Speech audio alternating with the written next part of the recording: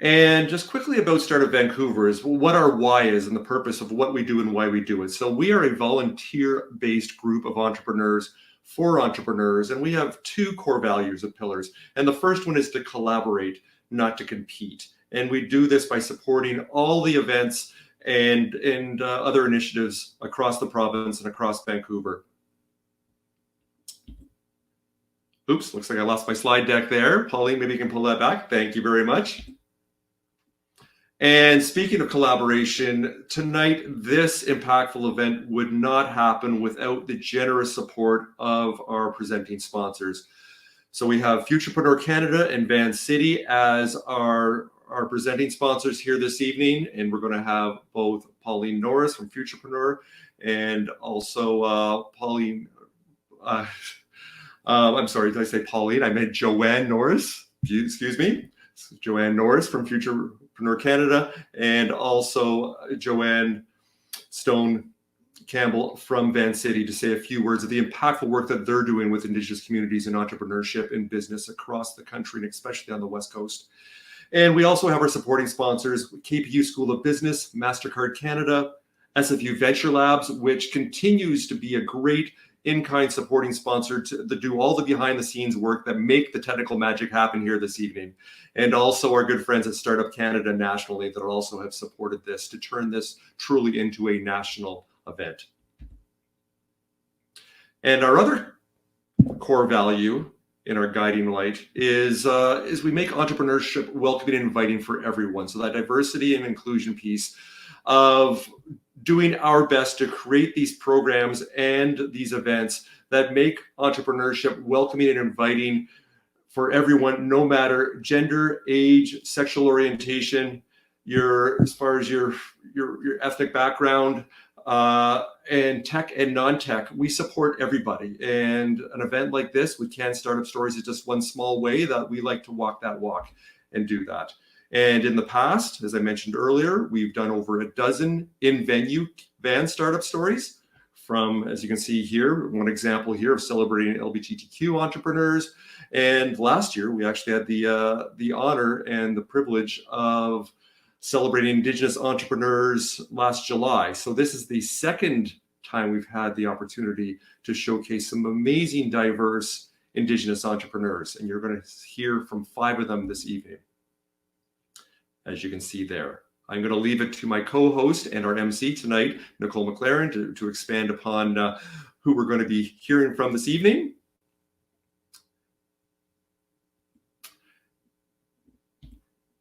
And, oh, you kind of went a little bit too far there, Pauline, if you can just pop back there for a second.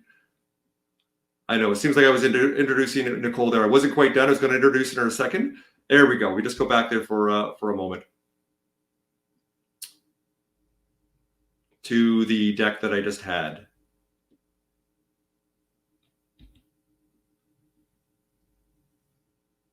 Pauline, you're able to pull that one back up here? There we go. All right. So I also quickly wanted to mention here that the recording here this evening and all of the other Can Startup Stories events that we have held, we do record them and then we do post them on our YouTube channel. So if you wanted to go back and watch this later, or if you want to recommend it to some friends, please do that through our Startup Vancouver YouTube channel. This is meant to be an interactive and engaging 2 hours of conversation. So our 5 diverse entrepreneurs will be presenting for about 12, 13 minutes each. And then we're going to open it up for a Q&A of 2 or 3 minutes, which Nicole is going to lead, but then we're going to open it up to the audience. So all attendees, whether in chat or Q&A, everybody out there, please ask some questions because we want to make this as vibrant and rich as possible this evening. And also, we're very active on social media. As I mentioned, if you are into that type of thing and you want to then post in real time, as I'm going to be doing here, please use the hashtag #CanStartupStories, because the more we do that, the more value we're going to give for our 5 wonderful speakers here and be able to amplify their signal and give them even more benefit and value here this evening. So again, my name is Colin Weston, Startup Vancouver Community Leader. You can reach me there if you would like to contact me for find out more about what we do and why we do it with Startup Vancouver. And as I mentioned now, I would like to turn it over to my co-host and our MC for this evening, Nicole McLaren, who is the CEO and founder of Raven Reads Books and is also the 2018 winner, the recipient of the Startup Canada Indigenous Entrepreneur of the Year Award. She's won many other awards that she's very deserving of. So Nicole, welcome. Thank you for joining me this evening, and I want to hand it over to you, please. Great. Thank you, Colin. Tansi, my name is Nicole McLaren, and I'm the founder and CEO of Raven Reads Books and founder of the Indigenous Women's Business Network. Raven Reads is an Indigenous subscription box, publishing house, and wholesale gift line that delivers quality and award-winning Indigenous content to subscribers around the world. I'm also a Métis Cree mixed European ancestry mother and wife from BC and northern Saskatchewan. And I really just want to thank you all for attending the 2020 Can Startup Stories Celebrating Indigenous Entrepreneurs speaker event this evening. Now, before we begin, I'd like to acknowledge that Startup Vancouver is an honored guest on the traditional territory of the Coast Salish peoples, specifically the Squamish, Tsleil-Waututh, and Musqueam nations. And I'm personally located in the traditional and unceded territory of the Interior Salish Implakama Nation. So we have an incredible lineup of storytellers and successful entrepreneurs tonight, and I can't wait to hear from them and engage in some questions and answers from the audience. Before I introduce our first speaker, I'd like to remind all of our speakers to please try to keep your speaking time to around 12 to 14 minutes. And that's just to allow us some adequate time for questions and answers and make sure everybody gets a bit of time to speak. So our first speaker tonight is Lucy Sager. She's the CEO of All Nations Driving Academy. All Nations Driving Academy was founded in 2018 in direct response to the needs and requests for driver training by community leadership and their membership. All Nation Driving Academy works to deliver curriculum and programming in partnership with First Nations that are flexible to meet membership needs. Working to make a difference not only in First Nations as well as along the Highway of Tears in northern BC, Lucy earned her MBA from UNBC in 2013, and she currently resides in Victoria along with her two sons. Lucy, welcome. And please tell us more all about All Nations Driving Academy and the excellent work that you're doing. Yeah, thank you for having me, Nicole. And thank you for the opportunity to share tonight. So All Nations Driving Academy, a little bit about my background is my Indigenous background is Cherokee. So originally from the United States, actually, and my parents came to Canada on a grand adventure and worked a lot with the Tsimshian and Nisga'a nations. So growing up along the Highway of Tears for a long time, you know, I've lived this story of people disappearing that I knew, but also as an adult, then working in construction around the topic of major projects in oil and gas and mining, and working to negotiate impact benefit agreements around employment and procurement. And so after quite a few years of sitting with chief and council and asking, what are the barriers to people going to work? Time and time again, a driver's license came up, and I thought, well, we can't train for plumbing if we need a driver's license. So I went back to school and wrapped my truck and wrote the graduated license curriculum that is endorsed by ICBC. So it allows you to have high school credits and shorten the N. And we did this business like a little bit of a different model where it was almost like a franchise, but not quite, where we would teach Indigenous communities how to have their own driving school. So this is a little bit of that story. So this is an example of a job posting that we see, and this is actually for a baker. So, you know, valid driver's license with a safe and 5-year, non-commercial driving abstract. So not only do you need a driver's license, but you need it for 5 years. So we were just seeing this trend on and on, you know, when people were promising jobs and then what were the challenges to fulfilling those jobs. Early on in our company's history, so I'm only 2.5 years old, but the Haisla First Nation called and said, Lucy, can you please get in here and help us set up our driving school?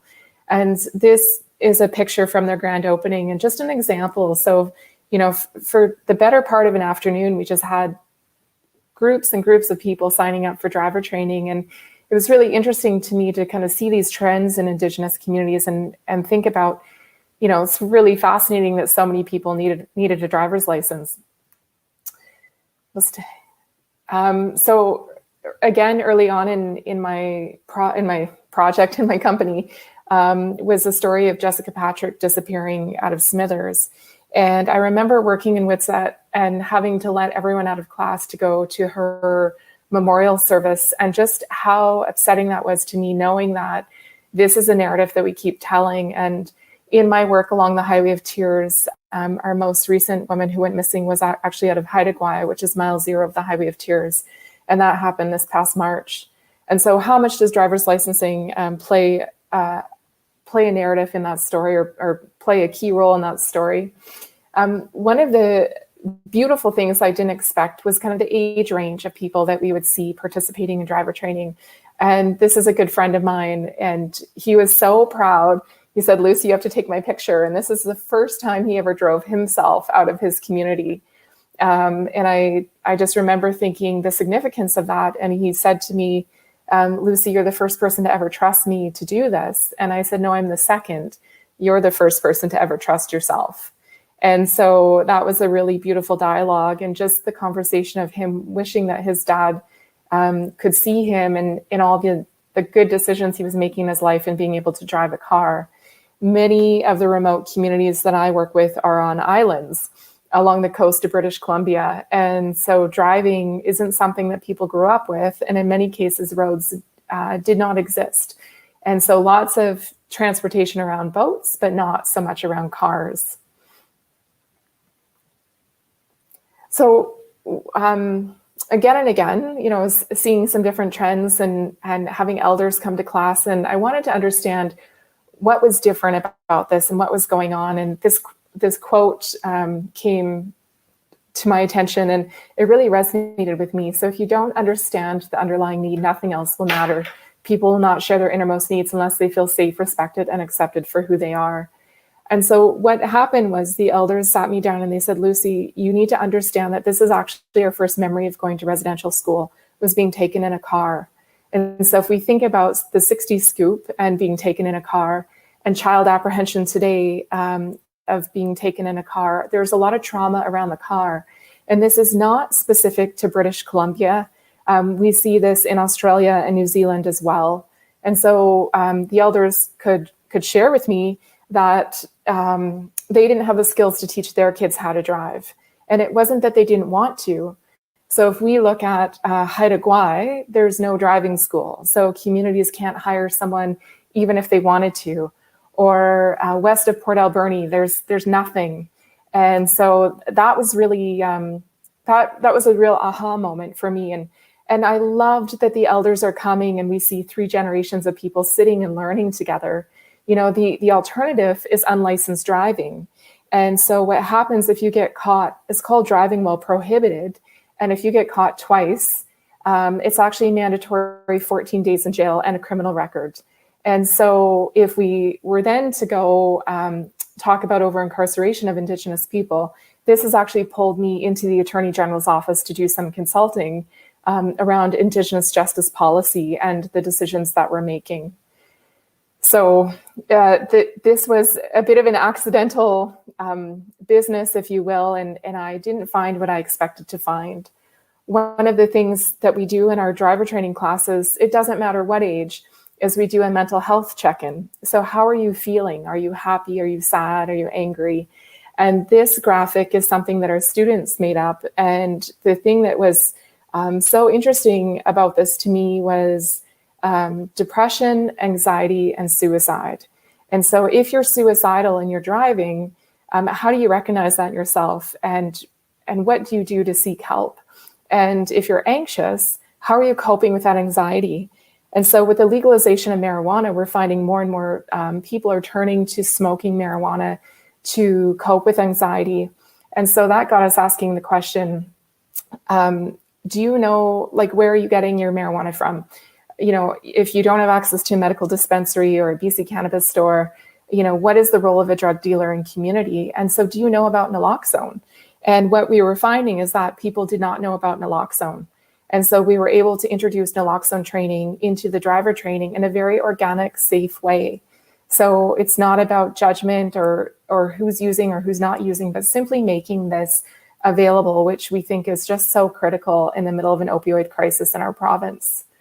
In our work, we look for places of cultural relevance that people feel comfortable in, that already have a relationship with Indigenous people. So whether it's a friendship center, or chief and council chambers, lots of communities have been very gracious in opening their doors to us to be able to provide this in a place where people feel comfortable and confident. One of the things I'm really excited about that ICBC just did with me is they came to New Ayanch, and we were able, for the second time in ICBC's history, to write the Class 7L test in community. Because we did that, it saved the nation over $10,000 in lost wages and travel costs, so that the community did not have to go to Service BC to write their learner's test. It's not always about, a driver's license. In this case, this woman wanted her license so that she could take her grandmother to her medical appointments. One of the things that we've learned and been able to educate community on is what are all of the points and fines that you can get that are withholding your license. So this woman had some tickets from the SkyTrain that were held against her license. So her community was able to actually pay her fines because it was cheaper to pay her fines and get her driver's license than to pay for medical transportation. You can see here, she's pretty happy. We integrate car seat training into our driver training, and ICBC again said, well, that's not normal. And what I learned is that car seats are not available in British Columbia. And so in Burns Lake, you can't buy a car seat for a 2-year-old. In Dees Lake, you can't buy a car seat. In Haida Gwaii, you can't buy a car seat. And so we have lots of children being held in laps. And so the communication with RCMP is to say, parents aren't trying to be bad parents. This product simply doesn't exist because nobody sells it. And so then being able to build a relationship between BCAA and the community so that we can get safe car seats and get people trained on how to use them. So that was a big eye-opener for me when I was in community. This picture has a lot of significance to me. So I wear glasses, and these sisters here are wearing glasses, and they both got their learners on the same day, but they both showed up without glasses, and they both failed the eye exam. And so they said, well, we have glasses, but they're broken. So we ran home and got them. And you'll notice in the picture that they're both taped on the side. And glasses has got to be one of my biggest challenges in community. And so what's happening is the teacher will ask you, can you read this on the board? And people will say no. And then they'll feel shame about not being able to read. But in truth, they actually can't see. And so what we're seeing is a real lack of optometry services in remote communities. Even in Haida Gwaii, the optometrist only goes a few times a year, and there's not enough spaces for everybody. So then we see, beautiful young girls that can't get their driver's license and be safe on the highway because they can't pass an eye exam. And so we're hoping that we can start to integrate optometry services into our driver training. Again, another great story. So this young man upgraded his driver's license to a Class 2 with air brakes. And not only did he get a job driving the school bus, ensuring that all the students were safe getting to school, but he's from Whitsett, and it meant that those students got to go to swimming lessons in Smithers. So again, another life-saving skill and an offshoot, if you will, from the work that we're doing that's allowing more community members to have life skills to be safe and to enjoy their territory. So many lessons learned here. So again, another great student, this young man, he went to school to be an automotive technician. And what's fascinating in British Columbia is that you are allowed to go into trades training without a driver's license, whether it's welding, pipe fitting, carpentry, or fixing a car. It's hard to fix the car if you can't test drive it. So he followed me around for a while, and as soon as we got him his license, he got a job as a mechanic at Chrysler. So it just was really interesting to see where the gaps are in trades training in the province and the work that needs to happen to close them. Again, another student, this girl had overcome some incredible hurdles. She lived almost 50K out of town. I would consider her to be in a very extreme situation. So no running water, having to have a shower at school, like a tough life. And this meant the world to her. And she contacted me recently and said, Lucy, would you be a reference on my resume for the military? And to know that everything that she's overcome in graduating high school and then turning around and being able to serve our country and knowing that she can do it safely. And my last slide is just an example of what it looks like in community when we go and we have to support people to get into town, to write their learner's test. So ICBC is not accessible to everybody. Sometimes it requires float planes and boats, in vans and long multi-day trips. And I think it's really fascinating the things that I took for granted in the past that, we're learning what the barriers are to people. And every single time I've seen somebody given the opportunity to rise to the occasion of their own life, they take it. And the gratitude and the joy that I found in this business is incredible. One of the things that I told myself is that, I'm not going to get emotionally attached to this business. This is the third business I've owned. And I just feel like I am in it for life. I have found my life's work, and I am so blessed to be a part of it. So that's what All Nations Driving Academy is. And I look forward to answering questions throughout the presentations as the other folks present.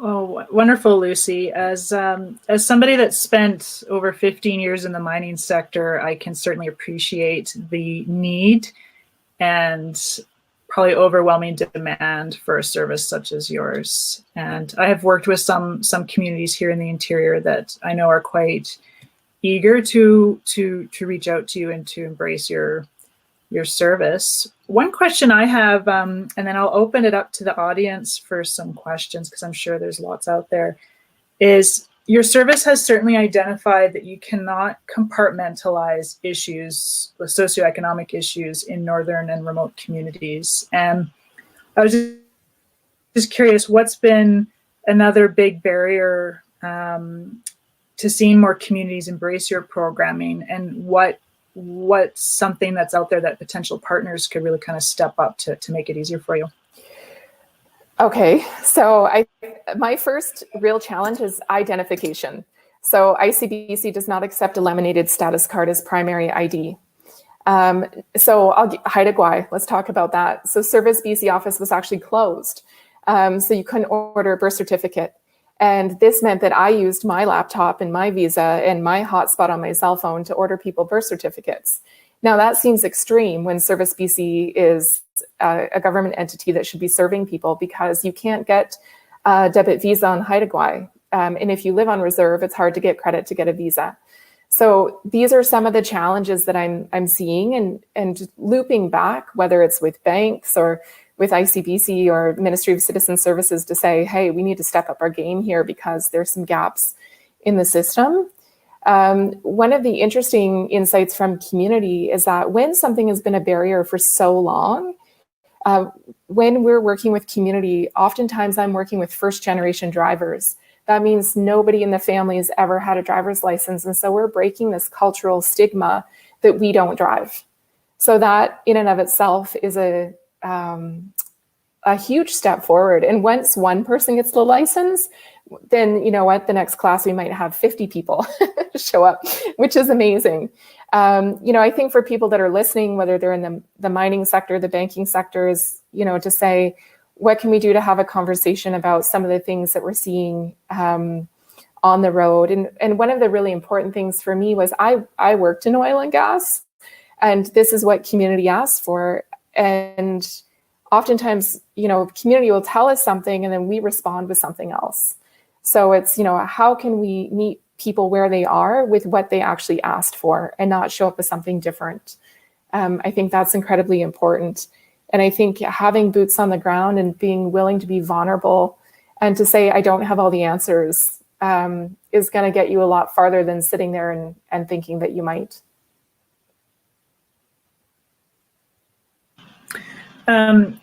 Yeah, and you say boots on the ground. What's been your biggest, how has it been for you to deliver a service across the geography of northern BC and having so much wide space between these communities? Nicole, the secret is audiobooks. And to know that, yeah, you are going to have a 6-hour commute between communities.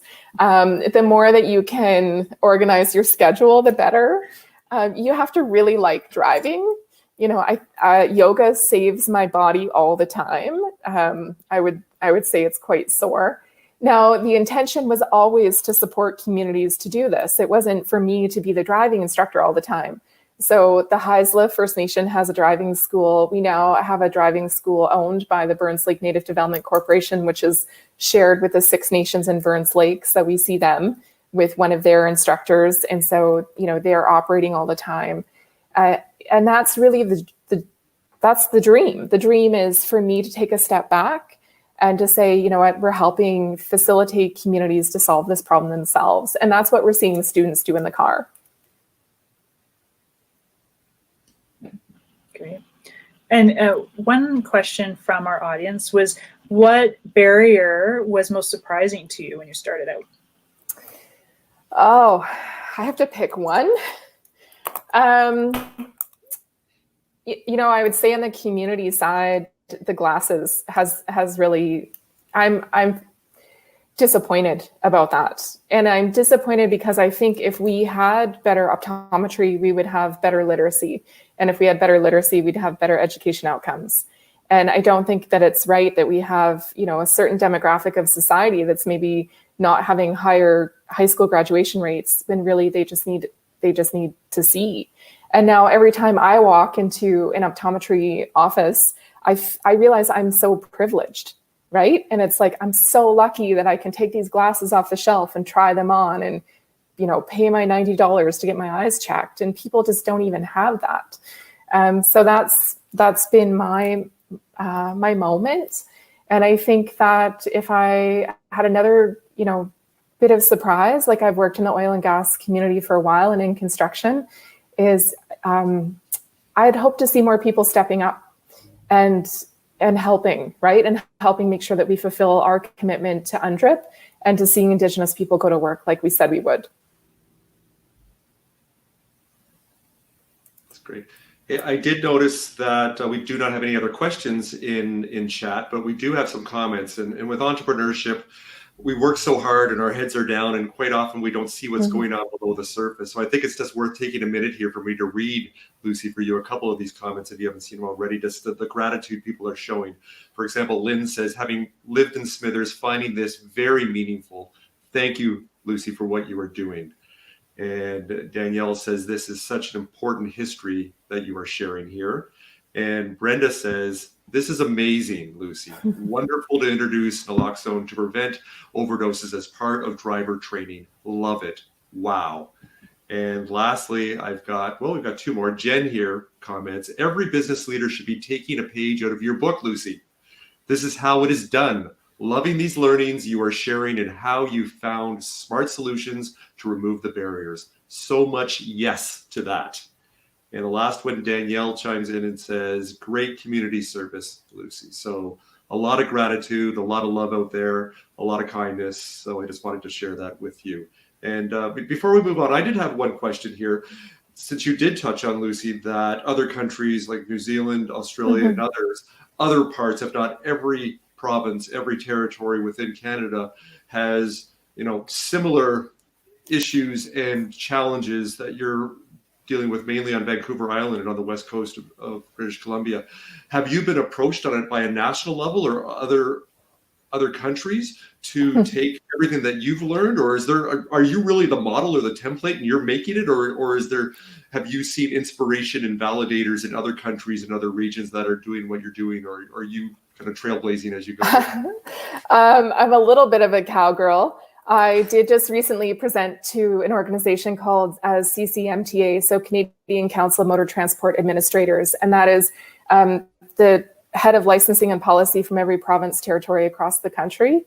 And there is a program in Australia called Driving Change, and they had actually did driver training in remote Indigenous communities around employment. And our focus is become employment, but more so health now, actually, and safety. So if we think about a lot of the remote communities in BC and people evacuating a tsunami or forest fires, those things aren't possible right now. So there is some collaboration with other people in other countries. I've done a fair bit of work with the province and the federal government now. One of their recommendations to ministers was research. And I was a little bit upset about that because I thought people have been researched to death. But I thought, well, if we're going to do this, let's do it. So I'm actually starting my doctorate on this topic in January. So, and that feels very not entrepreneurial to me, but learning as an entrepreneur, how do you play the game in approaching the Treasury Board? And this is a national conversation now. So, me kind of taking a step back and going, okay, how do we build businesses and fix a problem and engage government at the same time? Thanks so much for that.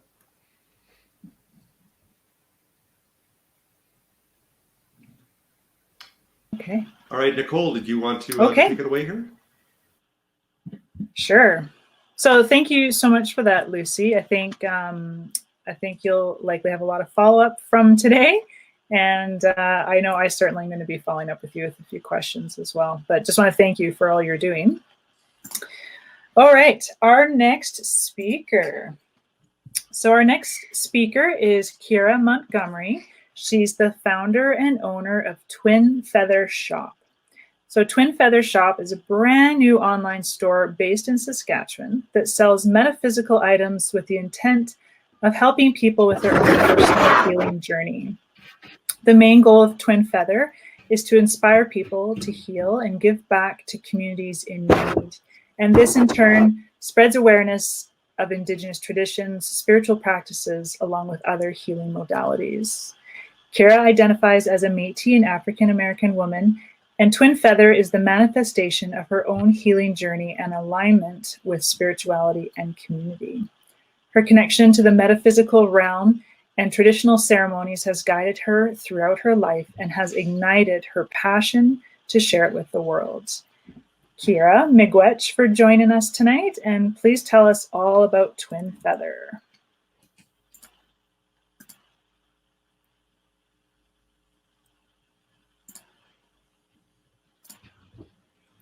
Thank you. I'd like to begin by acknowledging that I am on the homeland of the Métis people.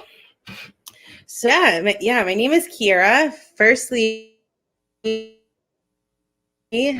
am a mother, an American, and I am the owner of Twin Feather. So, Twin Feather is the manifestation of my own healing journey. So as a youth, I struggled with substance abuse and addiction in and out of treatment centers and detox centers, which now as an adult, I understand it was a result of, trauma. In my youth, I always felt connected to the physical realm and spirit. I'd frequently take part in ceremonies, and I felt a really strong bond to Mother Earth through crystals and plant medicines. But there was a blockage due to my shadow self and that I needed to fully understand in order to truly dive into my serious, like hearing what I'm saying. So I didn't understand it and didn't go through the pain to understand my own spirituality. My unconventional and life-saving spiritual journey began when I was first of life, and I've to have been guided by many spiritual leaders along my journey, but none have given me as much purpose as newborn son ties down. So during the first month of my recovery, I found a sense of belonging and community with a small group of people that spiritually centered. I began different healing modalities, as the embodiment of yoga, sound healing, reading oracle cards, meditation. Was finding healing and feeling from my community and motherhood. My passion to inspire others and help others on their own healing journey. That ignited. So I started facilitating Deo ceremonies, meditations, just holding space for people that needed it. While finding my own way, with the intent to inspire my small community, I had the idea to open up a store with the vision of helping a more global community and promoting healing methods that I had learned, which had a great impact on my life. I felt inspired, although I didn't know how to, and I didn't think I was ready to take on such responsibility. Instead, so this was, I guess the idea had come 3.5 years ago. Instead of my store, I decided to go with the same aim of helping people heal. I was almost done my schooling to become a primary care paramedic when the COVID-19 pandemic hit Regina. So my class was postponed and I was taken off my practicum course. I was discouraged, but in hindsight, I know I was gifted with 5 months to be able to reconnect with myself and spirit while rehabilitating from my newly acquired traumas and stressors. During the pandemic lockdown, it was clear that I needed to go after what I was passionate about. And the reflect gave me the motivation, drive, belief, the time to manifest vision of Twin Feather. And so Feather Shop is a online store. We are based in Saskatchewan that sells everything. The main goal of, as we had David says, to help people heal and to give back to communities in need. We're spreading awareness of Indigenous traditions, different spiritual practices, different healing modalities, and Twin Feather's vision is to make spiritual healing more accessible to everyone. And so that's the story. That's my story. Twin Feather's story is it's my story. So I feel very grateful and passionate that I get to do what I like to do. And I love hanging out with my crystals and my singing bowls and all the things that have helped me in my healing journeys. It's perfect that now I have this store. We just launched the store last Saturday, so we're brand new. We've been getting an incredible amount of love and support, and I'm just really excited to see where this goes. That's it. That's it for me.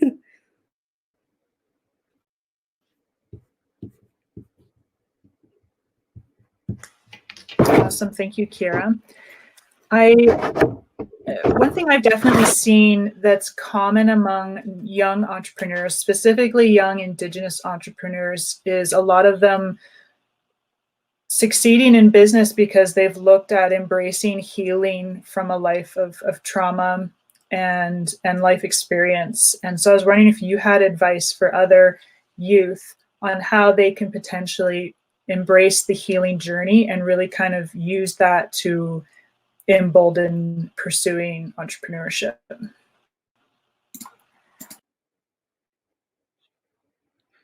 Well, I think for me, like, it was just, something that I live by now is like, if something shows up for me and it's for my healing, like, no matter what it is, like, I surrender, throw my hands up, and I just say yes. Just like say yes to the adventure. Um, and I think like that just like helps. Yeah, it just helps embrace like the journey. And I think when you say yes to it, things just like happen for you and not to you. It just happens. And yeah. And if you, looking say 5-6 years out, if you end up being super successful with Twin Feather, what would be a really ambitious goal of yours in terms of what you could do with your business to have more impact? Yeah, so I think the goal would be, hoping we can do it sooner than that even, is to be able to go, up north in Saskatchewan or anywhere really across Canada and go to, communities that don't have accessibility to spiritual healing as much as we do here, and to go there and like run some youth retreats or do something for the youth, because I think like that's where the healing starts, is in the kids and in the youth. So to be able to go to community and just spread awareness and spread love, really. That's awesome. Do you do work currently with any youth in the city around you? Not right now, no. Last year I got to go up north and be part of a retreat. I've just volunteered my time to go and help out with this retreat with. We had, I think, 14 youth from Montreal Lake, and same kind of idea. Ran a retreat with them, and they got to sleep in the teepees and do some nature hikes, and it was really awesome. That's excellent. Just checking if we had any questions from our audience before we moved on. I think Kiera's done an excellent job of telling us all about her store, and I know I'm personally encouraging everyone to go have a look, and you can get some of your holiday shopping done early. Go.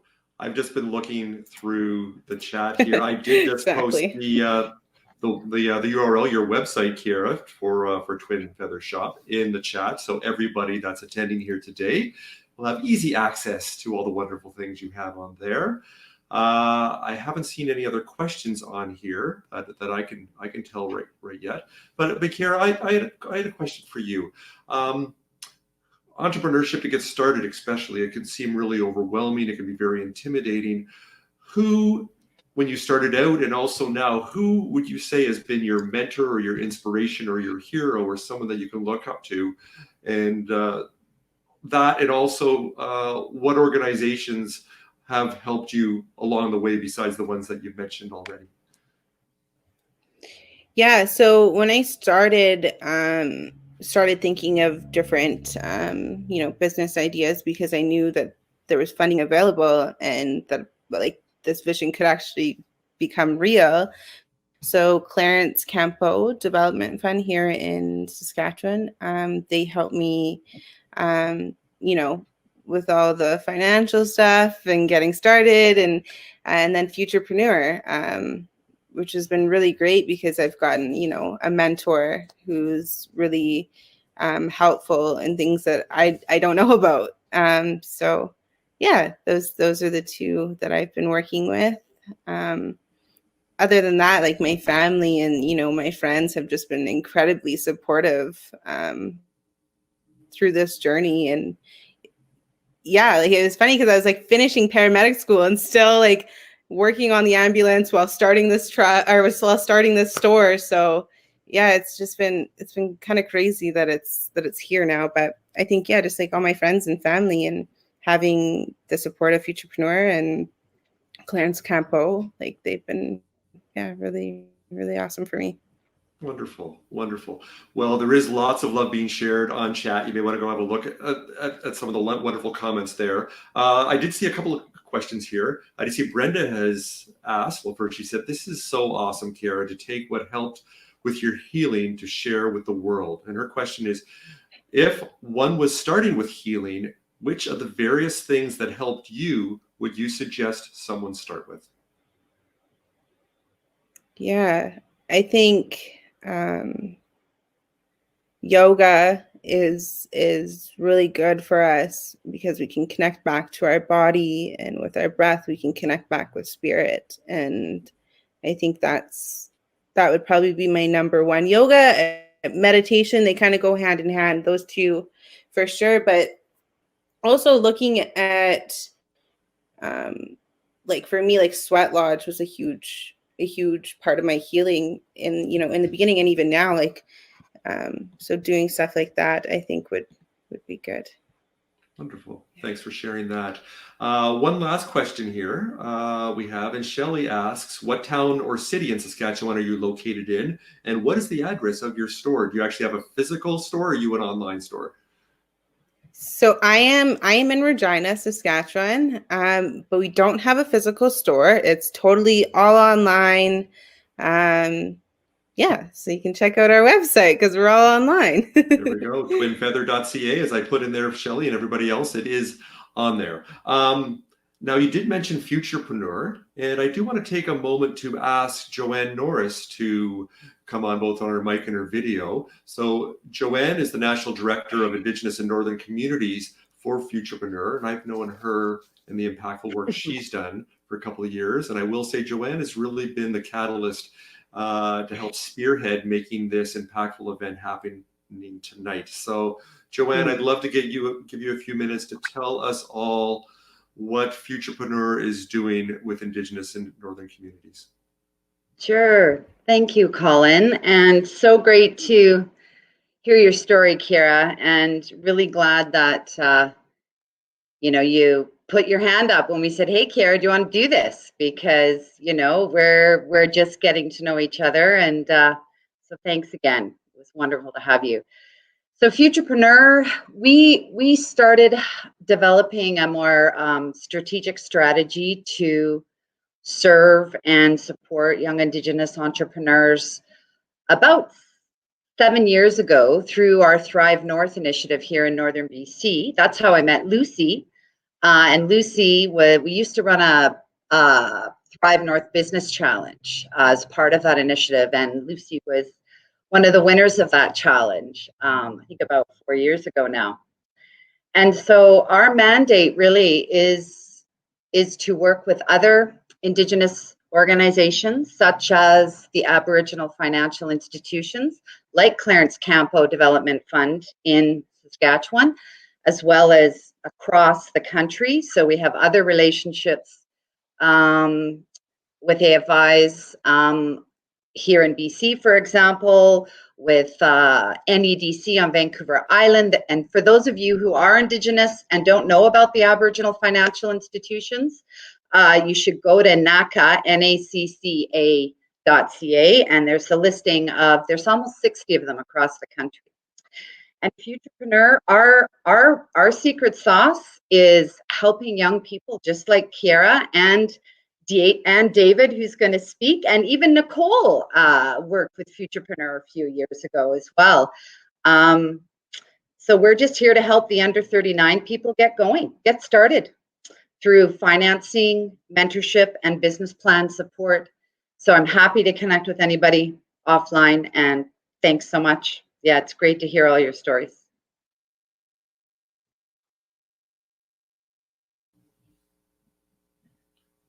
Great. Thank you, Joanne, so much for that. And now, Nicole, there she is. Jump back on. Great. Thank you so much, Joanne. And thank you again, Kira, for your bravery in coming online to tell us your story tonight. Our third speaker this evening is Chief Coyote Nelson, Executive Director of Nawalakwe. Chief Coyote is a hereditary chief, an adventure guide, and a language and cultural teacher. Hailing from Alert Bay, BC, Coyote is an internationally renowned cultural steward of the Kwakwaka'wakw, a sought-after dancer and songkeep who has mastered all the great dances of the Kwakwaka'wakw, and he's an accomplished artist and often designs traditional regalia for potlatches and commissions. Nawalakwe is an innovative, world-class, upcoming social enterprise, and I'm going to let him tell you all about it. Chief Coyote, thank you, and please tell us all about your exciting new venture.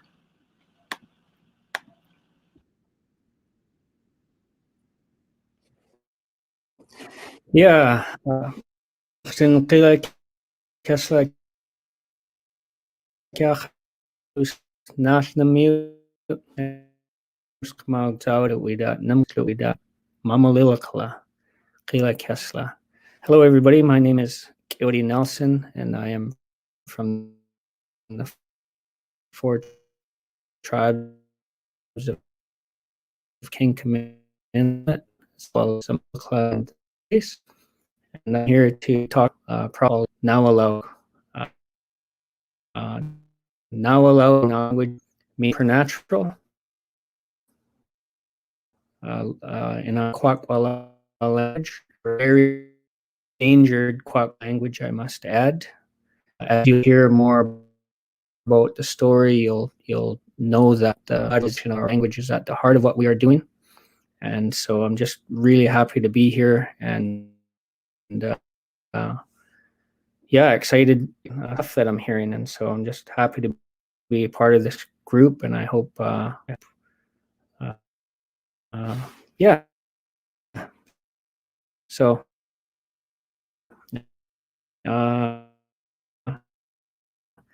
like I said, now in supernatural in our language, and the journey that we've been on for the last 3 years has been, in my mind, supernatural journey.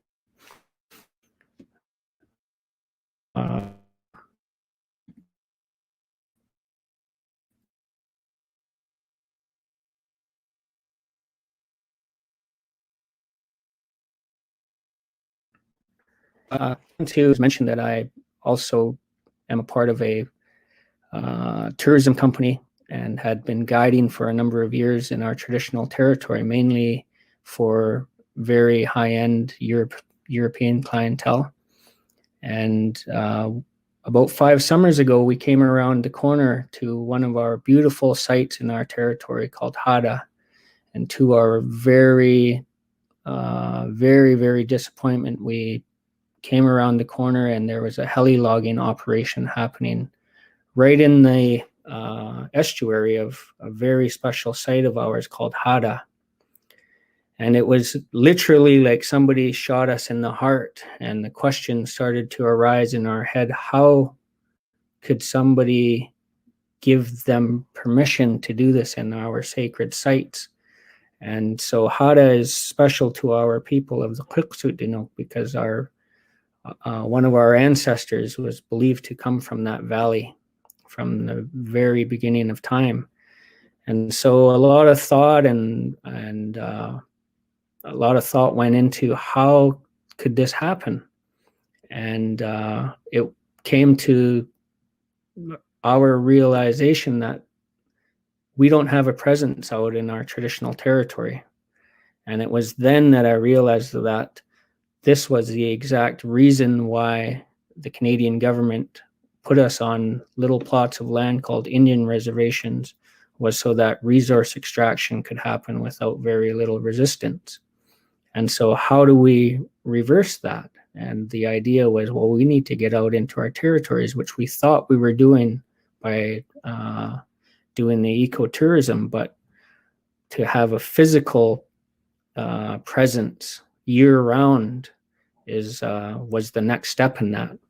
And so seeds were planted in our brains around if we just had some sort of structure on that shoreline. The thought was we probably could have saved that site from being heli-logged.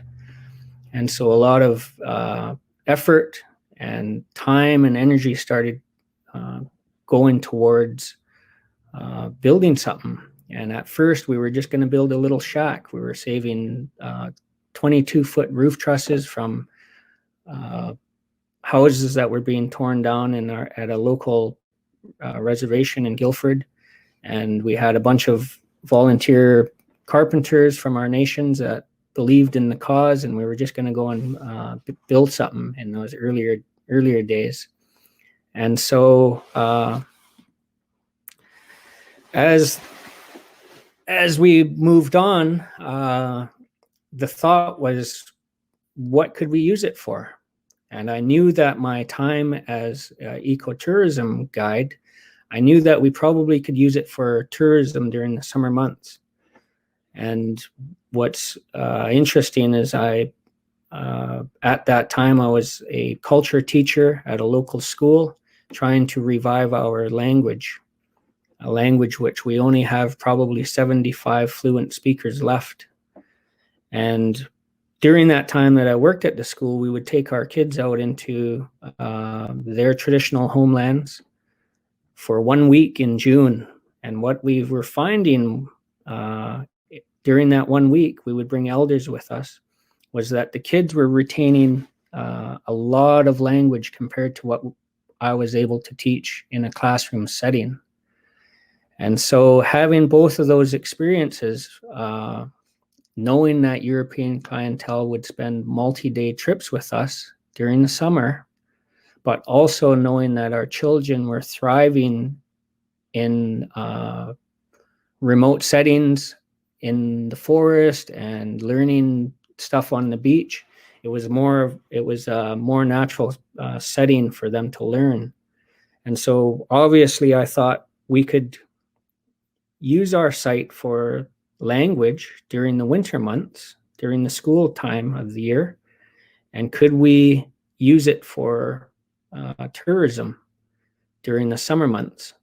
And at that time, I have to be very honest, the whole social venture side of it had not yet materialized. It was thought that the tourism could bring in some money, much needed jobs to our territory, and then we would just flip it right over, and then during the winter months we could use it for language revitalization, cultural revitalization, mental wellness programming. As most of you know, the First Nations people of our country have suffered years of intergenerational traumas, and so in our area this could fit very well. At least that's what I was thinking back then. And so at the heart of the Nawalaug vision is our children, and you see this one slide here that reflects that. And so we now have serious partnerships with organizations like the First Nations Health Authority and universities, where we want to promote the growth of our children so that they can have a stronger foundation than we had when we were their age. And so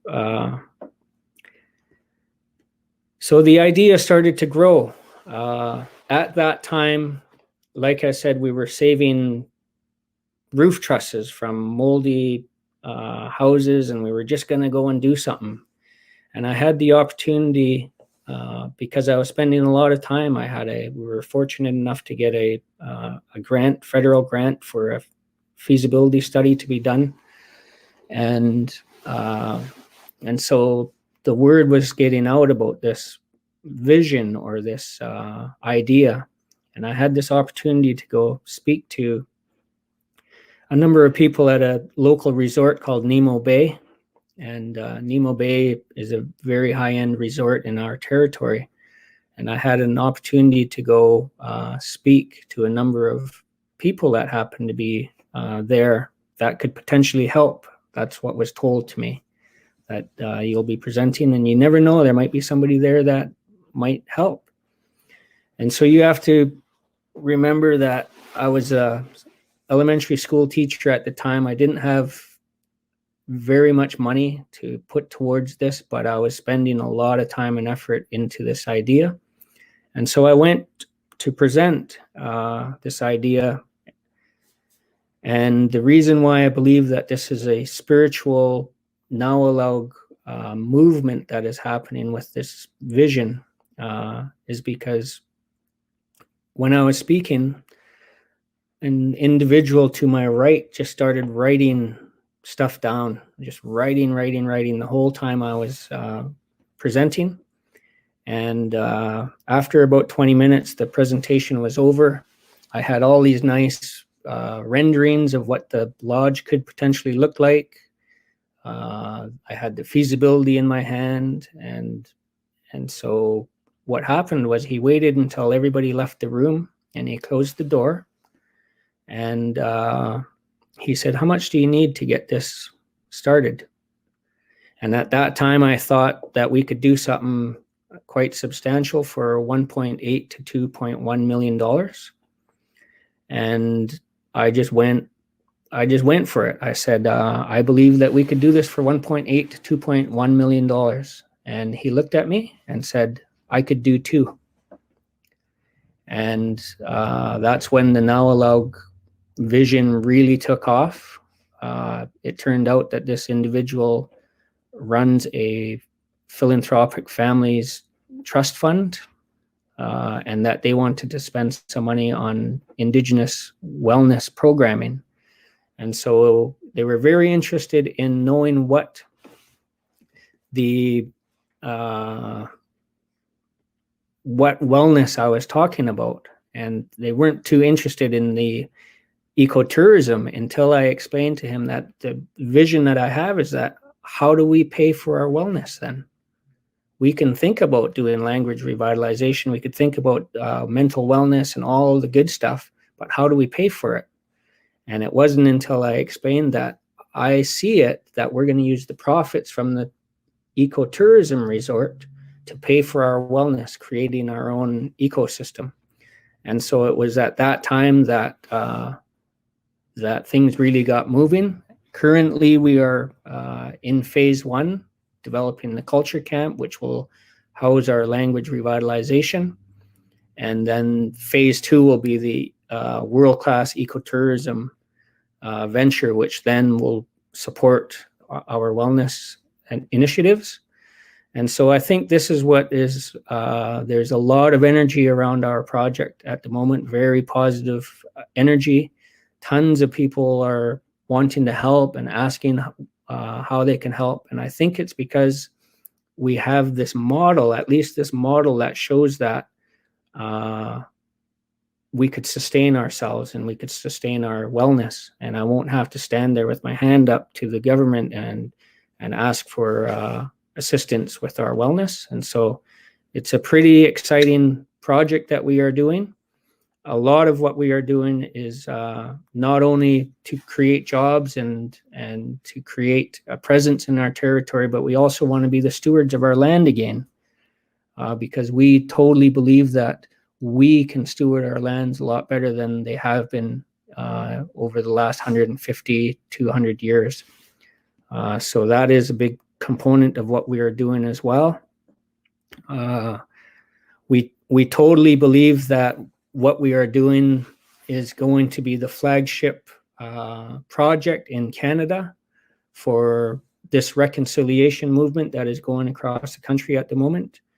The excitement and energy level that we have and the support that we are coming on board is pointing in that direction. And so we really take the responsibility seriously, and we want to show that this model can and will be used probably all over the world if we can, or not if, when we prove that it can be done.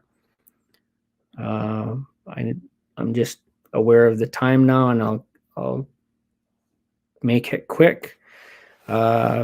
Another thing that we are super proud of is that during this time of COVID, the same family, one of the families that are supporting us, gave us an opportunity to do whatever the heck we wanted in our communities with some money. We didn't ask for it, it was just given.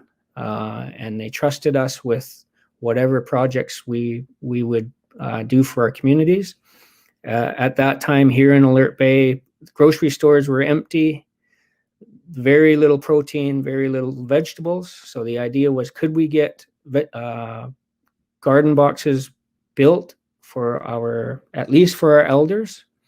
And so over 100 garden boxes were built, and we hired 8 of our youth to administer those boxes with the help of an adult. And so we were really super proud of that as well. We are busy at the moment with traditional food harvesting for the same purpose. Lack of protein and food security was a big issue and continues to be a big issue since the pandemic. And so this is an area that we are super proud of as well. And we just wanted to mention that. We do have a website, and we are very open to discussing with anybody that is interested to learn more. Please go to our website and check us out. And yeah, if anybody wants to talk to me personally, you could also do that through our website. And so I just once again want to say, thank you for all of your time. Thank you. Wonderful. Thank you. Thank you so much, Chief Coyote, for sharing that. I'm personally very enthusiastic for this project you're doing. And like you said, I think it's going to be an incredible model to potentially be embraced by many communities. One question I'd like to ask is, with the tourism sector being one of the hardest hit by COVID this year, have you had to adjust your plans or how you plan to operate either phase 1 or 2 in the coming, say, 12 months? Yeah, so phase 1, that's a really good question, and it's something that's come up obviously with COVID. So phase 1, just to be clear, is a culture camp. We're calling it the culture camp phase, where school groups would come in. And there was some debate whether we should be doing the lodge first, or like, why would we want to do a culture camp first? Because I thought we have to fund it somehow. And it was the fact that we have about 75 fluent speakers left. And I was able to push hard that we don't have 4 years to build an ecotourism resort. Every year, every winter, we're going to lose our elders. And so can we do the language camp first and then worry about the lodge second? And so we're really happy that we are doing it the way we're doing it. But COVID has, to answer your question, COVID has added a lot of pressure, because even with school groups, we were building our camp to house 24, and now, are we even going to have school groups?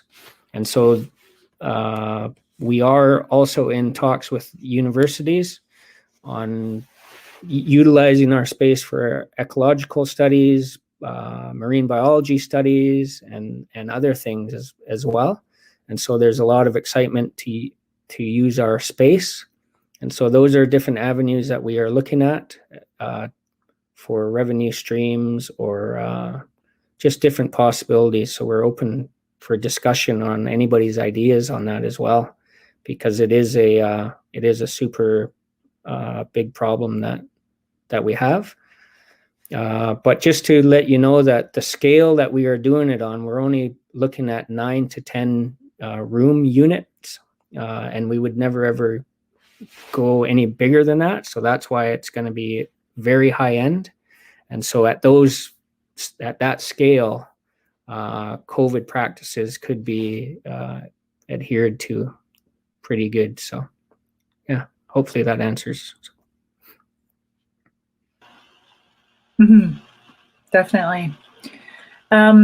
We got one question in the chat here, and I apologize if you answered this. I have terrible internet where I am right now. But how close is the culture camp and lodge located relative to Alert Bay? Yeah, so it will be a hour and a half boat ride from Port McNeill, and about an hour and 15, hour and 20 from Alert Bay. And so it will be a bit of a boat ride. And yeah, it's in a very remote area. We thought that, the river systems need protection from what I talked about earlier with the industry. And can we strategically put stakes in the ground where we want to protect these river systems? And our people have been left out of the economic growth, and trillions of dollars are taken out of our territory, and we don't ever partake in that. And so this is a way to start employing our people and to start getting our elbows out there and shoving other people around as well. So yeah, it's a really good point. COVID and funding aside, what has been your biggest challenge, kind of just getting things off the ground this last year? Yeah, there's been challenges with the province, to tell you the truth. It's been a very difficult project for me in that we have to ask permission to build in our own territory, and to get building permits, and to get all these crazy stuff. And so staying positive when those talks have to happen, and just keeping things real and not letting your emotions take over has been a challenge for me, because there's shell midden in that particular site that we are building that is, thousands of years old. And so why can't we just go and build there? Has always been my question. And so that's been a challenge for me, to stay positive. Yeah, that's all really good points. And I think you're certainly not alone in that battle as well. So I just want to see if there's any other questions for Chief Coyote while we have him on here. Great. Well, certainly, like Colin was doing, I encourage you to have a look through some of the comments from the audience here. There's some accolades for you on coming up with this great project, and finding ways to circle back, finding the balance between economic opportunities and looping that back in with your community. So thank you so much for your time, and hands up for all the work that you're doing for your community. Nicole, thank you. Okay, I'm going to hop over to our fourth speaker.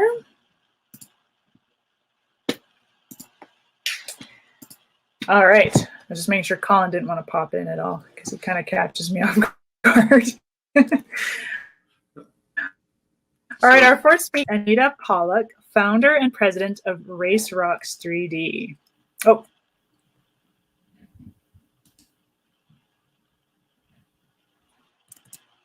Colin, are you wanting to pop in at all? Okay. Oh, sorry about that. Sorry. So Anita Pollock is the founder and president of Race Rocks. No, you're fired. You're cut off.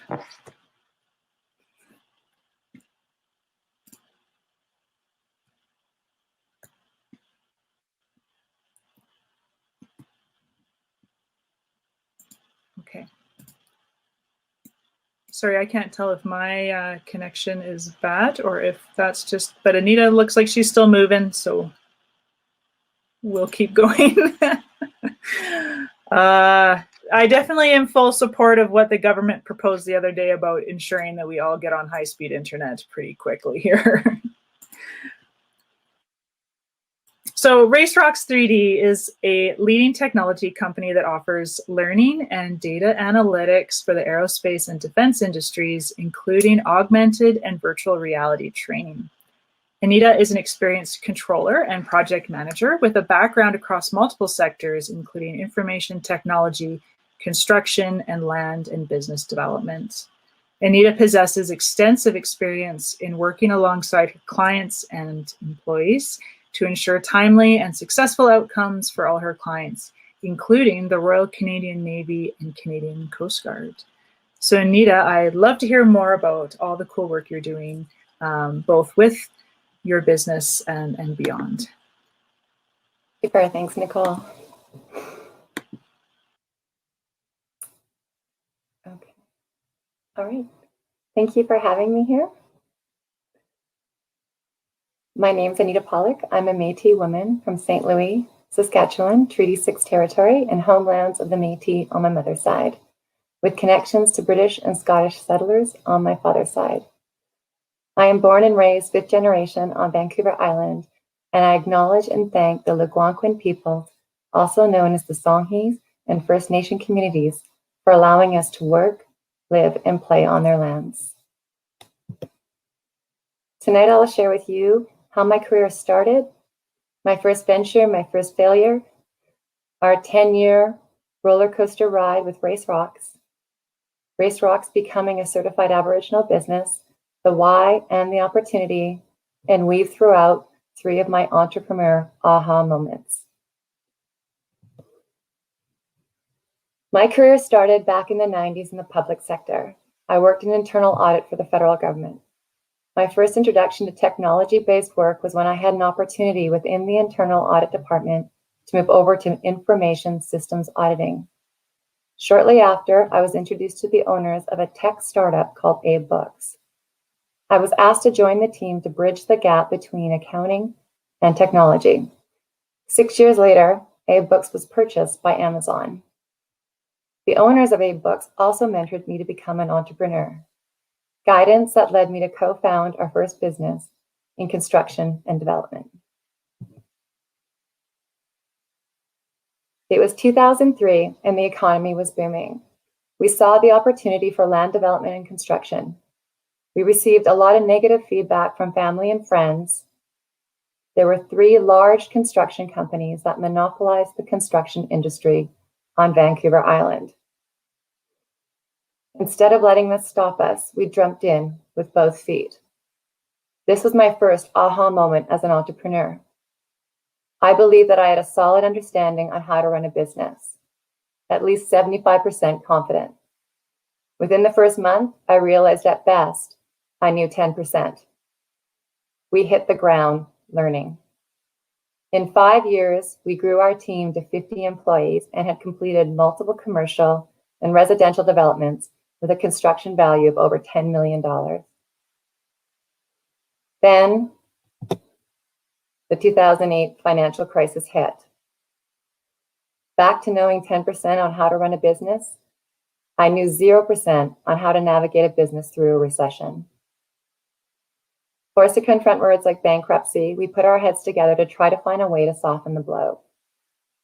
We still owned a remote piece of property that was not yet zoned for commercial use, which meant we were not allowed to build permanent structures on it.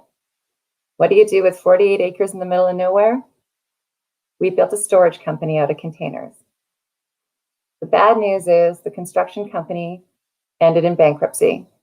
The good news is the storage company is alive and thriving today and paying shareholders to its dividends. And paying dividends to its shareholders. RaceRocks.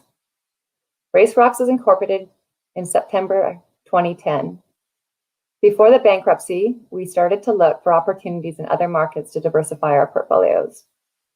I met my business partner, Scott Dewis, who also lived through a bankruptcy coming out of a career in visual effects in Hollywood. We were presented with the idea to build 3D models for Canadian military training programs. The Canadian military was starting to look for ways to train their soldiers with distributed learning. The current military courseware was built in legacy systems that was not easy to run on large networks due to their size. Year one of our 10-year roller coaster ride. Race Rock's first year was primarily spent as a research and development house. We trained a team of 3D artists to build 3D models with high fidelity. We achieved this by applying the best practices of Hollywood visual effects to keep the size of the models at a minimum. We trained a team of 4, and with much enthusiasm and excitement, we started our first descent downhill. Year 2. We subcontracted to a large defense company and integrated our low-res 3D models into defense training courseware. We grew our team to 8 and started to climb our first hill. Year 3.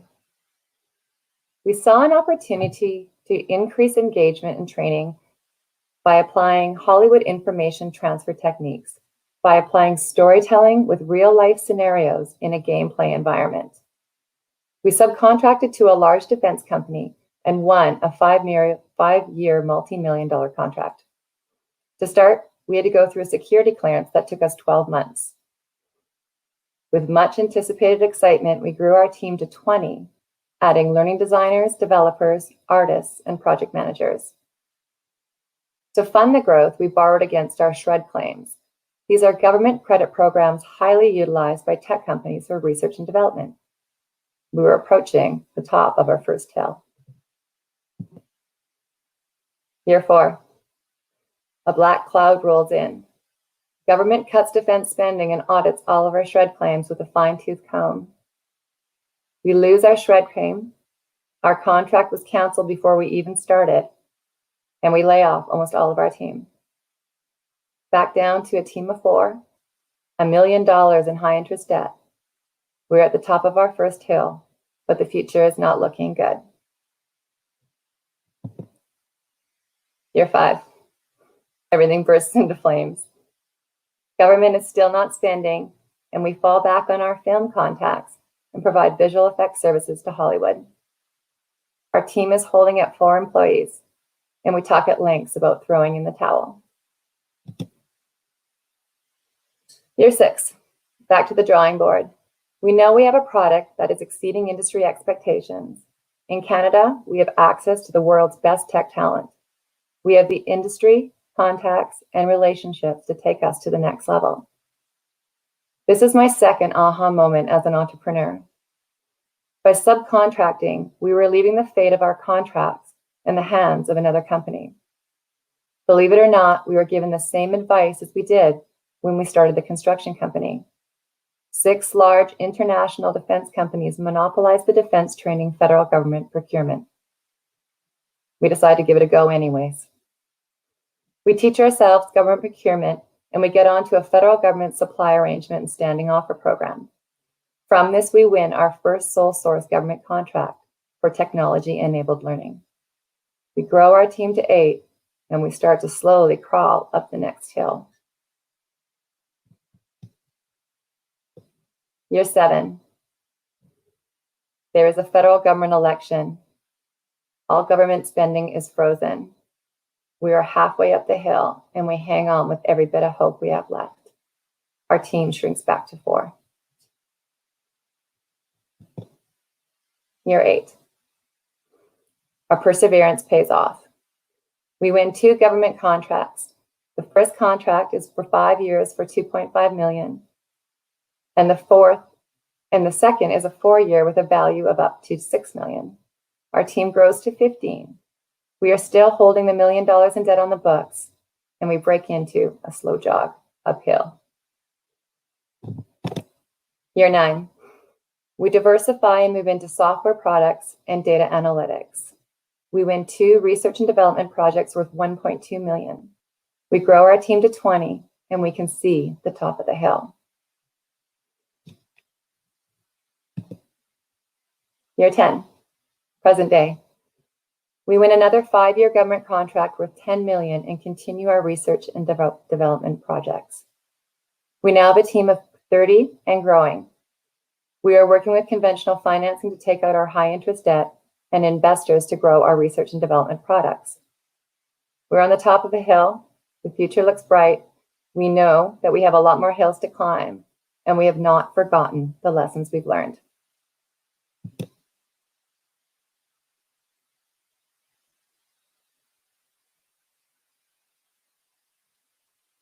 This is a highlight reel of some of the products that we have. We have technology-enabled learning systems that enable teams and advanced data analytics and software development that empower critical decision makings to aerospace and defense. Our core technologies include virtual reality, augmented reality, simulation, machine learning, and artificial intelligence.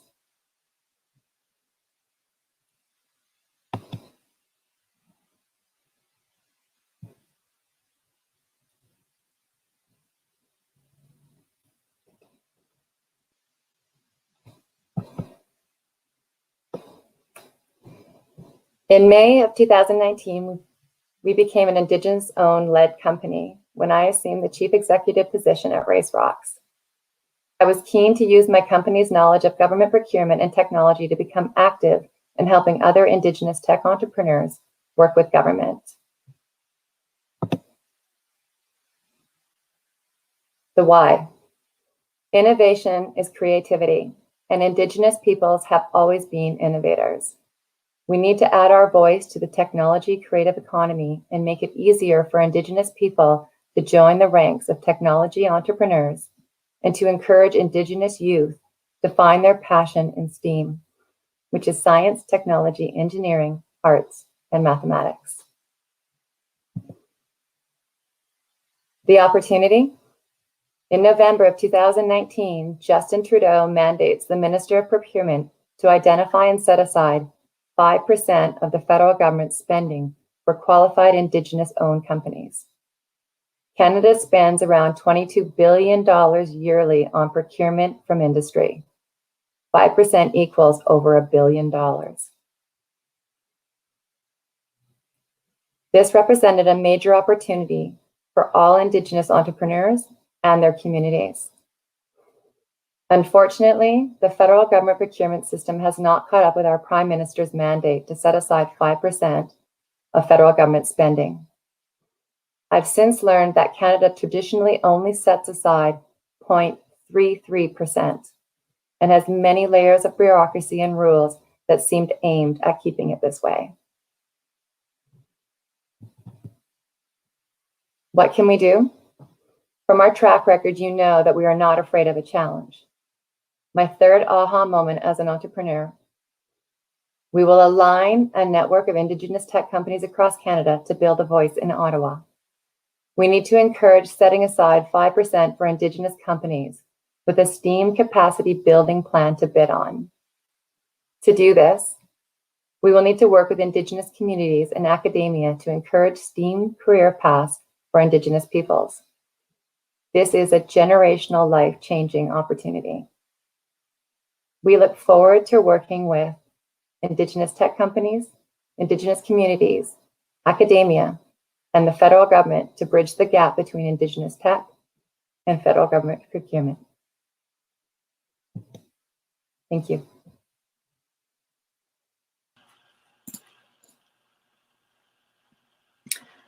Ooh, that was incredible. Thank you. I'm trying not to nerd out too much on the tech side of things.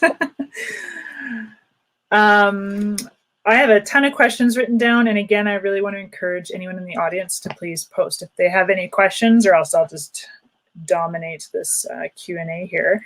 The first thing that perked my interest was that you have experienced failure in business and certainly have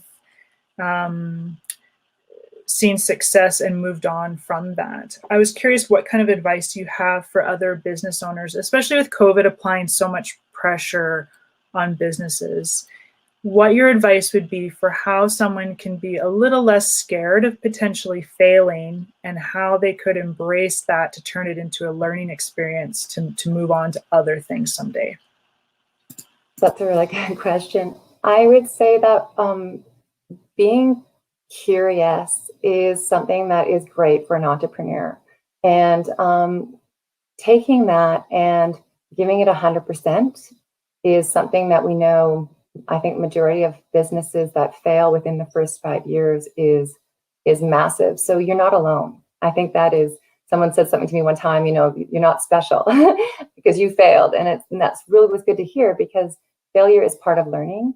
I've learned more throughout my career by failing than I have from the successes. I look back at some of the successes and I'm not sure if it was timing, if it was luck, or if it was because somebody else did something I wasn't aware of. So I think for me to say to anyone is go out and try it, and know that it could be embarrassing and you could fail, but it'll just push you to go forward again. Mm-hmm. Yeah, that's excellent advice. I know as a business owner myself, certainly it is those failures and the lessons learned that you gain the most from. And I know I'm a big advocate when you go to conference. I love to hear failure stories more than success stories, because you don't learn a lot from hearing how great and wonderful people are with running their business sometimes. The other thing that I flagged here that I found interesting was certainly navigating the federal government's procurement process is extremely convoluted and, if anything, not transparent. What advice would you have for other Indigenous entrepreneurs and communities on tips for kind of like breaking through that, or at least taking first steps to understand that process a bit better and helping us all kind of hit that 5% set aside goal that we'd like to see? Definitely. I would say that what we've done in the past is we ask a ton of questions. We see a request for proposal hit the street, and the first thing our sales and business development team is they rip through it, and anything in it that they aren't clear on it, they send back as many questions as they can. You can ask questions. You can also reach out to them and talk to them and ask them for help. That's something else that I don't think a lot of us do enough, right? We talk to other businesses that are on larger proposals, ask us what we did, reach out. We asked a lot of questions. We had a lot of help along the way from government and also from other industry contacts. And also submit the proposals. A lot of them possibly will not go through, but then you can ask for a debrief afterwards to see where you missed the points. And so you know that section that you missed the points in from that proposal will be stronger in the second proposal that you put in. Mm-hmm. Yeah, no, those are really great. And I know, at least from the private sector that I come from, I know that often there's a little bit more willingness to accommodate Indigenous bidders to provide a more in-depth feedback on your bid packages as well. So definitely, yeah, pushing back and trying to get some of that feedback is critical. Okay, I know Colin wanted to jump in again if there's not any other questions.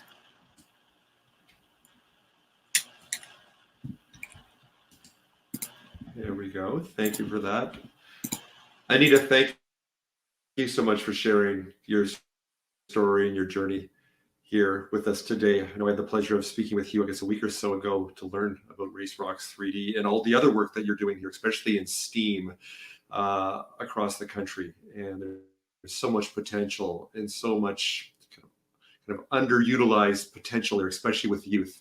And I know that is a big mountain to climb, and you're looking for other partners and other collaborators in order to move that forward, because that is something I know you're very passionate about, but you won't be able to do that on your own. So anybody out there watching today, please reach out to Anita, reach out to us. We can connect you together. That's what we do. Just like the sign says, we connect people, and we'd be happy to connect you to Anita on a national level here, because that 5%, that $1 billion a year is money that needs to go back in the community in a meaningful way, in a sustainable way, just like Chief Coyote is doing also. And that's what we need. That's social and financial sustainability combined there. And you're doing great work. And I thank you for that and for sharing that today. Oh, thank you. And I did want to add out too that our marketing and sales team is more than happy to walk anyone on the phone through filling out a procurement, the first steps that even actually are trying to apply, or even actually trying to navigate the bid sites for the federal and provincial governments. Wonderful, wonderful. I did include the website link for RaceRox 3D in the chat. I also included, you mentioned shred. Some people out there is like, what the heck is shred? So I did include what that was as far as the scientific research Thank education you. fund for There's also that. the interactive digital media tax credit in BC too. That's another fantastic utilization for our credit program for provincial side. Excellent, excellent.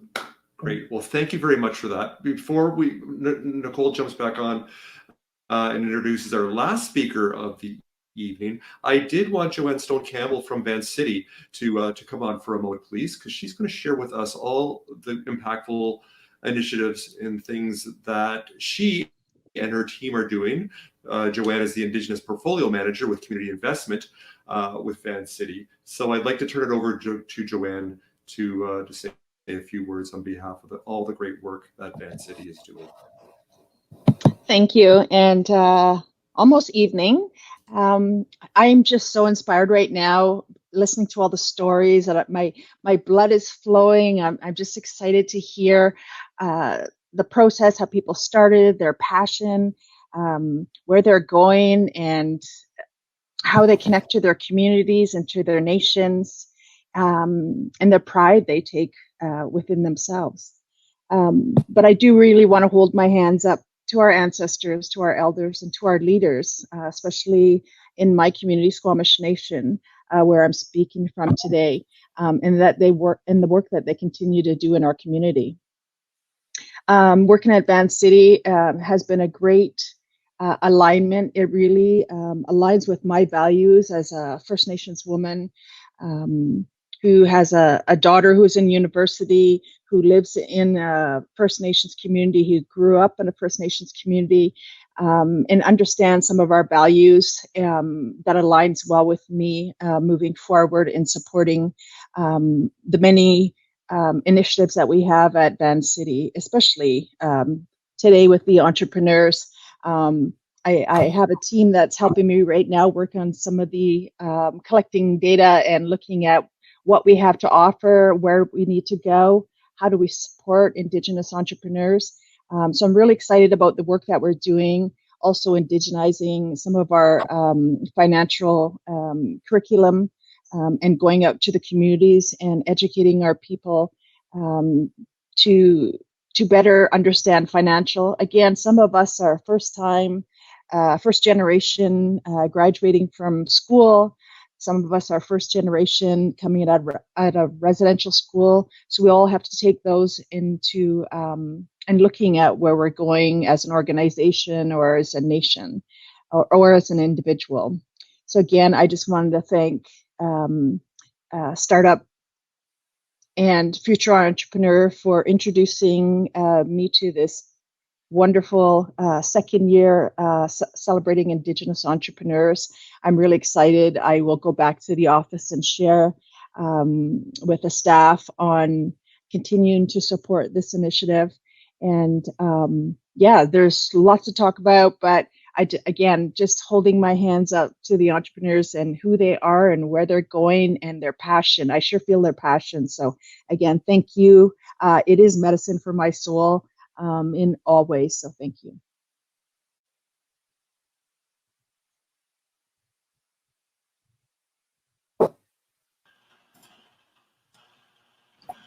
Wonderful. Thank you, Joanne. Thank you for your words tonight and encouragement for all these entrepreneurs. Okay. Our last speaker this evening is David Plamondon, Engagement Specialist and Team Guide of Pay Mattaway Consulting and Gaming. With over 25 years of gaming experience and more than 10 years supporting Indigenous people in career planning and education, David began Pay Mattaway Consulting to share his love of games and his drive to help Indigenous people succeed. Pay Mattaway Consulting is an Indigenous-owned and operated consulting organization that provides a range of services to their clients. They work to blend the traditional values of Indigenous culture, their passion for the work they do, and a wide range of tools to support their clients, such as some really cool custom tabletop gaming. David, miigwech for joining us this evening, and I'll pass it over to you. My name is David Plamondon. As introduced by Colin, I am the team guide for Pimedaway Together, which is an amalgamation of both Pimedaway Consulting and Pimedaway Games. So I will talk a little bit about kind of the background of the company, why we started it, who we are, and what we're hoping to do with the work we're doing.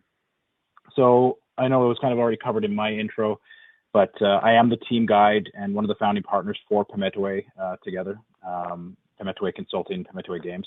So I've got over 10 years of working in Indigenous support roles. A big part of my focus has been working specifically in employment and education exploration for First Nation, Métis, and Inuit students and adults living in Alberta.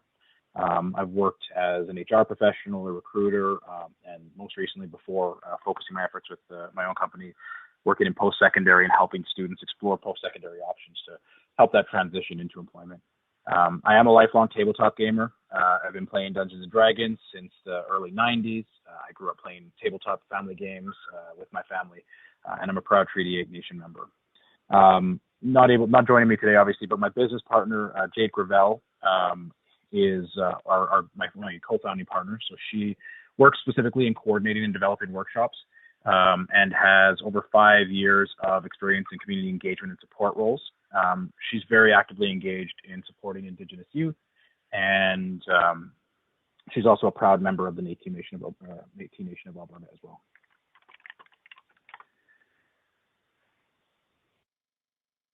So I'd like to start with just talking about the beginnings of Pimedaway and kind of where we started with, how we got to where we are. I think it's important to a part of our journey is to talk about, this is where we came from with the work. It all started with a lot of relationship building.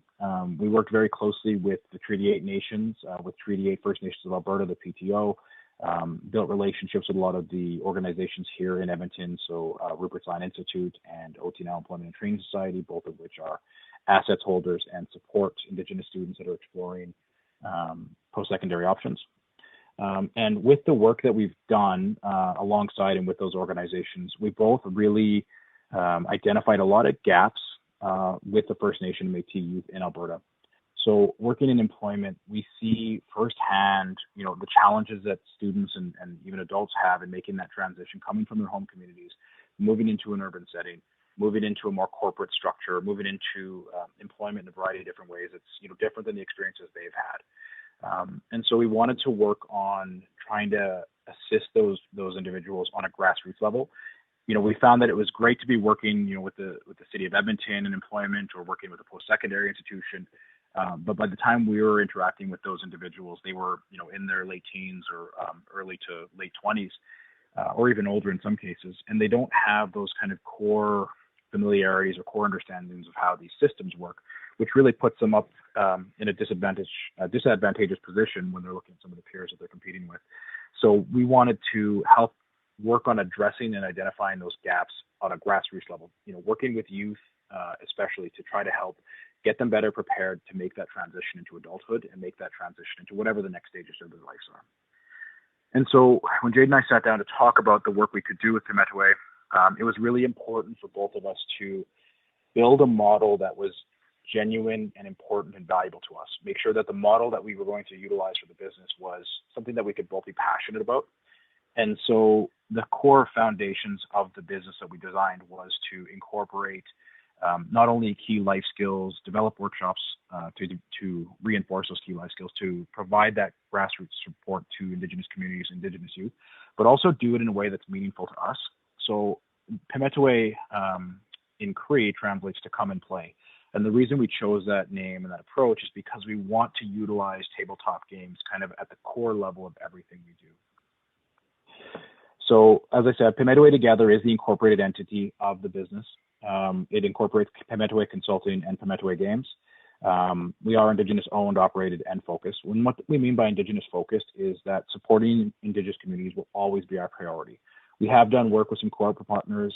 We are pursuing work with some schools throughout Alberta, but supporting the Treaty 6, 7, and 8 nations throughout Alberta will always be our number one priority. So everything we do will always be circling back to how can we serve those communities? How can we support those community members? On the consulting side of the business, it's very much built on community-focused workshops. Again, our Indigenous youth life skill workshops, developing social skills, developing key life skills and competencies. We've also developed a host of other workshops that I'll get into in a few minutes, and supporting the work we do there, because we are, unfortunately, because of the way corporate options are in Alberta. I know that Chief Cody had described their initiative as a social enterprise, which I know is a unique corporate structure in BC, which we don't have in Alberta. We did really struggle with, when we first talked about the model for the business, we struggled with whether or not we should incorporate, or whether we should incorporate as a nonprofit society. We ultimately decided that because we weren't entirely sure how we were going to push forward this model, we intentionally sidestepped the nonprofit model, because we didn't want to get bogged down with the board of directors that maybe didn't fully understand the vision. So while we are an incorporated, quote unquote, for-profit incorporation, we do operate in the same mentality as a social enterprise, meaning that any extra revenue that we do bring in, should we ever turn into a profitable business, we will be reinvesting either in the community or in our own staff and team to be able to grow the impact that we can have in the communities we serve. So to that end, we do business-to-business services as well. So we built our whole model off of doing business-to-business support for our First Nation clients and providing meaningful support for them. And then on the flip side of it, we have our kind of retail or consumer-focused side of the business, which is Pimetway Games. It's a new initiative for us, although it is something we started back in December of 2019. The goal with that is to take everything we learned and all of the experience we've built on the Pimetway consulting side with the workshops, and use that to create a retail-focused community gaming space here in Edmonton. So we'll be selling tabletop card games, board games, and role-playing games, as well as having a community-focused drop-in space. So we'll have a few private rooms that consumers can come in and utilize, and then also be doing different sorts of drop-in events. And we'll tie that into our workshop models as well. So in a little bit more detail, what we do with Pimetway Consulting. Again, like I said, community workshops, youth life skills are really part and parcel. They're really foundational to what we envisioned with the business when we first started. But we also really want to lean on our experience as education and employment specialists, or subject matter experts, and helping transition youth and even adults into whatever the next stage of education or employment they want to be into. We've worked closely with the Treaty 8 nations, with the Treaty 8 Urban Office here, which is a CFS-focused office supporting Treaty 8 urban members in Edmonton, in providing some Indigenous culture camp work, helping understand the impacts of the treaties, helping understand the rights that they have as treaty members. And we're also working on the corporate and school side of things as well for non-Indigenous communities or non-Indigenous corporate structures, in providing Indigenous allyship workshops. Because one of the things that we've seen is there's a lot of talk and a lot of lip service to the Truth and Reconciliation Report, and there's a lot of organizations that want to try to do something with TRC. And I think as Indigenous people, we've all seen examples of, a corporate entity or a school putting up, the 7 grandfather teachings, or implementing smudges into their morning rituals, or whatever it is. And so what we want to do is try to drive home this idea that there is a big difference between Indigenous allyship and Indigenous appropriation.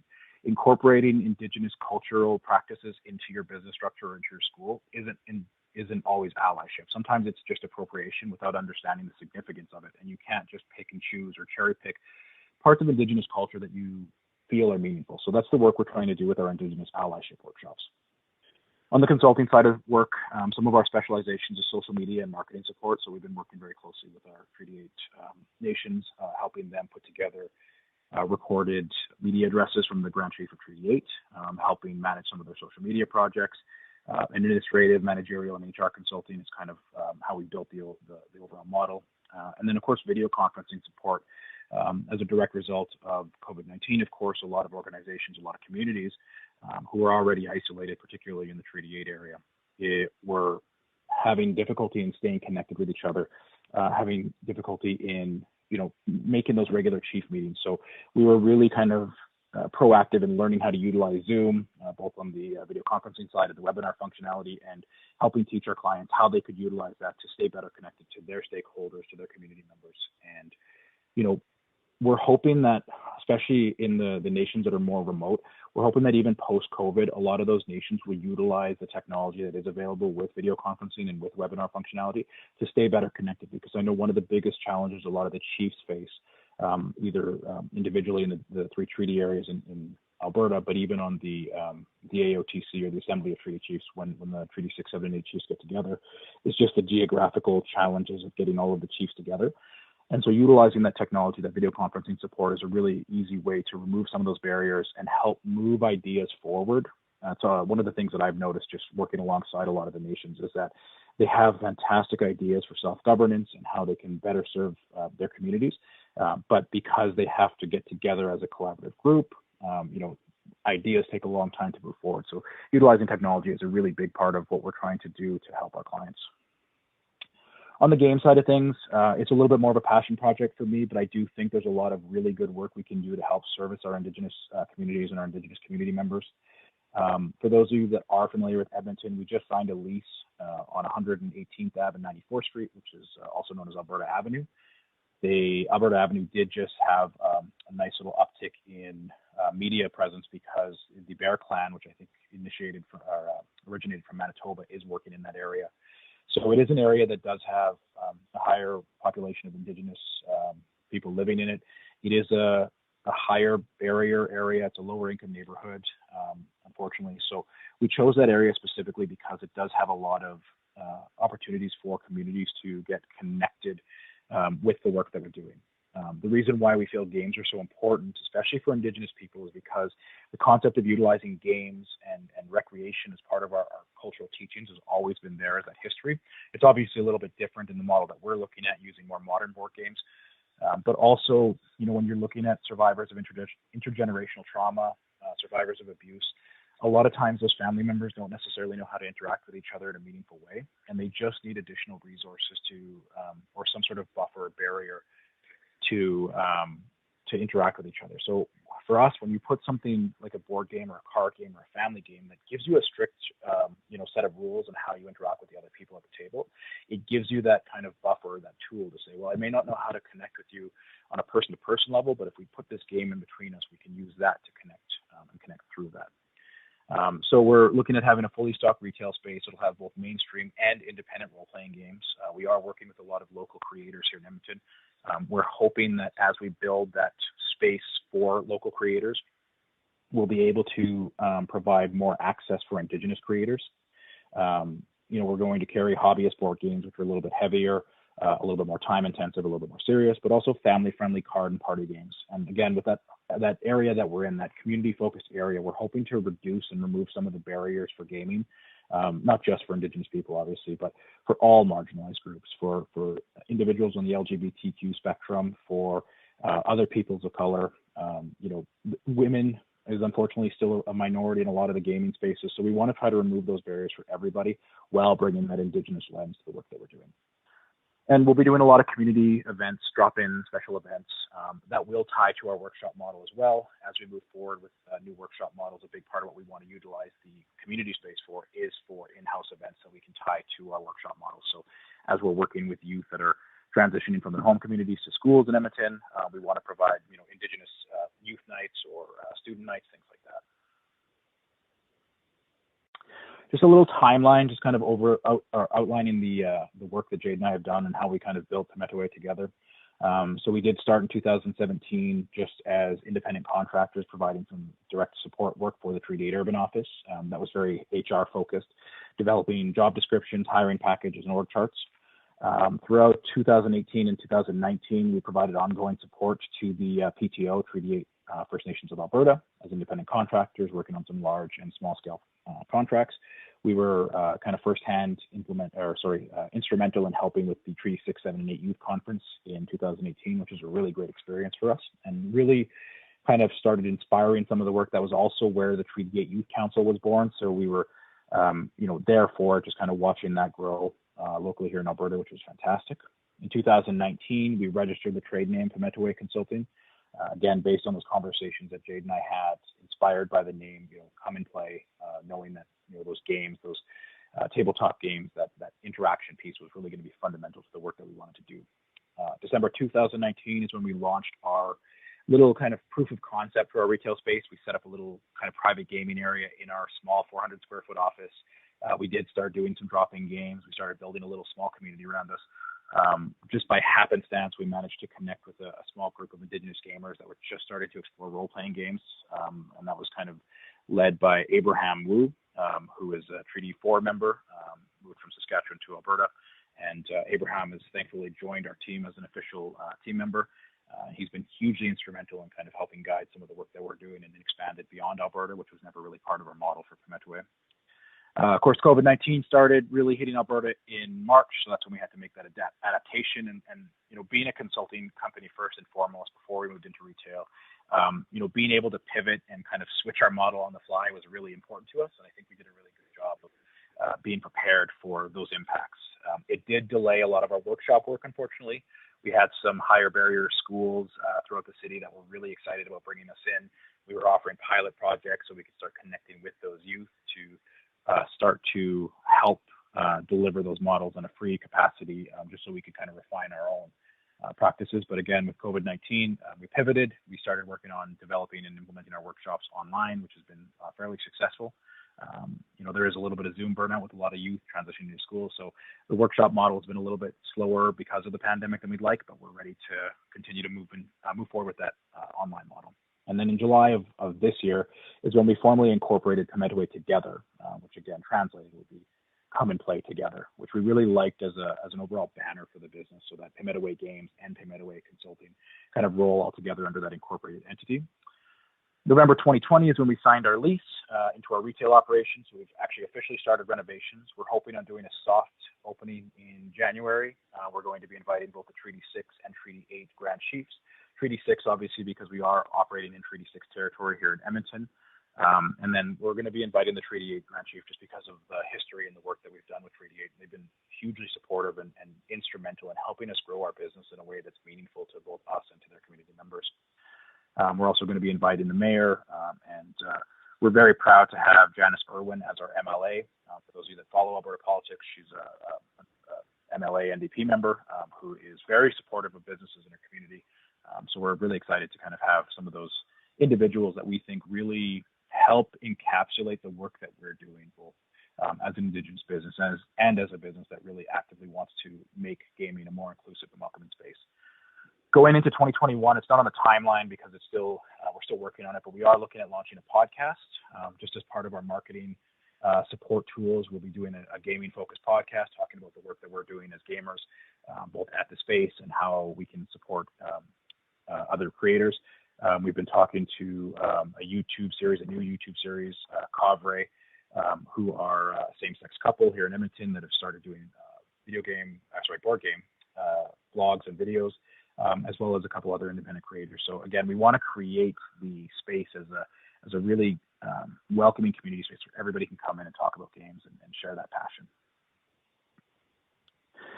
And so just to close it out, the reasons why we do this work, first and foremost, we want to be able to support Indigenous people throughout Alberta. We want to be able to make the lives of our Indigenous communities better, our Indigenous community members better. We're always going to be a community-based organization. I've really kind of been able to articulate better with some of the community outreach we've been doing to some of the creators, and talking to kind of addressing what Chief Cody brought up earlier about the social enterprise. It's a people first business for us. Taking care of our staff, taking care of our community members, taking care of our partners is really first and foremost. We want to remove barriers to gaming for marginalized groups through both our workshops and through our retail space, and we want to be able to give an opportunity to partner and expand the reach for local creators. And a big thing, I didn't really talk about it a lot, but we find that Indigenous representation in tabletop gaming is so limited, and the most we see when it comes to representation is from a very colonized lens. It's always Indigenous people as a backdrop, or Turtle Island as a place where colonizers came and interacted with the land, and we, Indigenous people just happen to be there as a backdrop. So what we'd love to do long term with our gaming side of things is provide a forum and provide support and logistics to give more Indigenous creators an opportunity to see the representation. It doesn't have to exclusively be Indigenous games, tabletop games. It can be comics, it can be books. We'd love to just be able to support more Indigenous creators in the work that they're doing and create a space where we can highlight and really amplify their voices. And then last for us as well, and it's really been indicative in the model and how we've hired, is providing opportunity and growth and employment opportunities for Indigenous people that we've interacted with throughout our professional careers. love working with Rupert Land Institute and OT Now Employment and Training to provide summer student opportunities, to give Indigenous youth an opportunity to work in an environment that we think is really supportive. We tend to, the reason I use the title team lead and Jade uses the title workshop coordinator is because we want it to be the antithesis of that, colonizer. And I don't love that word because it does have a lot of political emphasis behind it, but that corporate structure of the hierarchy, the top down. We don't want to be managers. We don't want to be we want to be leaders, but we don't want to be managers. It makes me extremely uncomfortable when anybody on the team refers to me as a boss. I want everyone in our organization to be equal, and I want us to all work together towards the common goal of these list of things that we're trying to do. So yeah, that's basically it.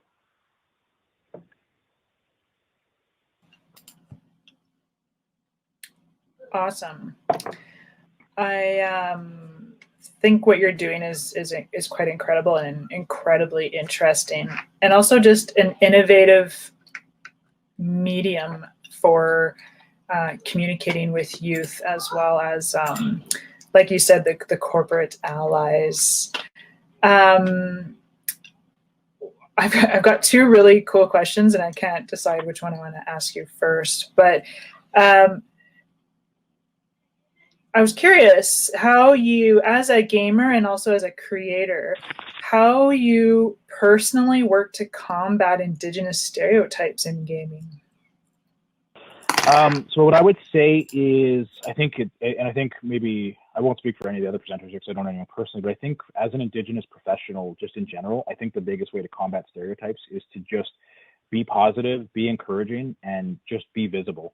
Be visible in the community space, be visible in community events, in gaming conventions, be visible and open about your Indigenous heritage, and just let people see you and let people know, like, yes, I am an Indigenous person. Whatever you may think, whatever your vision of an Indigenous person might be, that's not who I am. And, maybe you need to recognize and check those stereotypes. Beyond that, like I said, long term, we'd love to support more creators and give them a platform and a venue to be able to highlight the work that they're doing.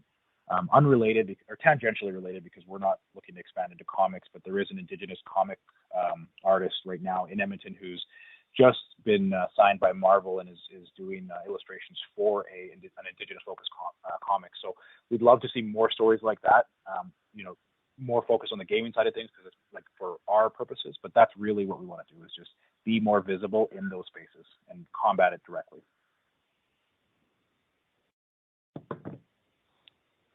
Yeah, if I can find the link for that that Marvel comic hero that's coming out, I think that's a great story here. Just quickly, another question for you then is, you've got the gaming stream of things side of things. I was curious if you've ever considered innovating some of the tabletop game tools into a digital instruction tool that you can potentially license and offer to some of those corporate allies to help them improve some of their internal training for their employees. Yeah, so I mentioned Abraham earlier, and so one of the things that we really try to do is empower our team. And so Abraham's been working kind of diligently in the background, in addition to more of the front-facing work he does, to work on developing some Indigenous created tools that will incorporate some of those teachings into a more game structure that we can market and utilize. Beyond that, it's more focused towards educators, library, schools.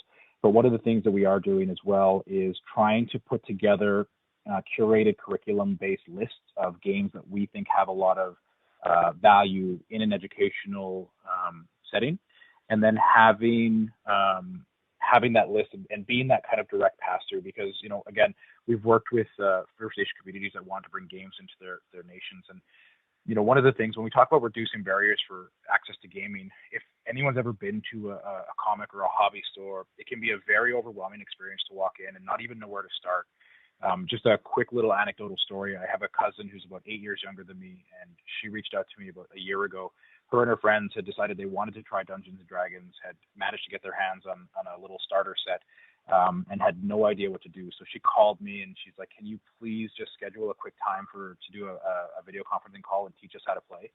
So I held a little impromptu 1 hour kind of overview session teaching them the basics of it. And so I think there's so much value to incorporating games in an educational environment.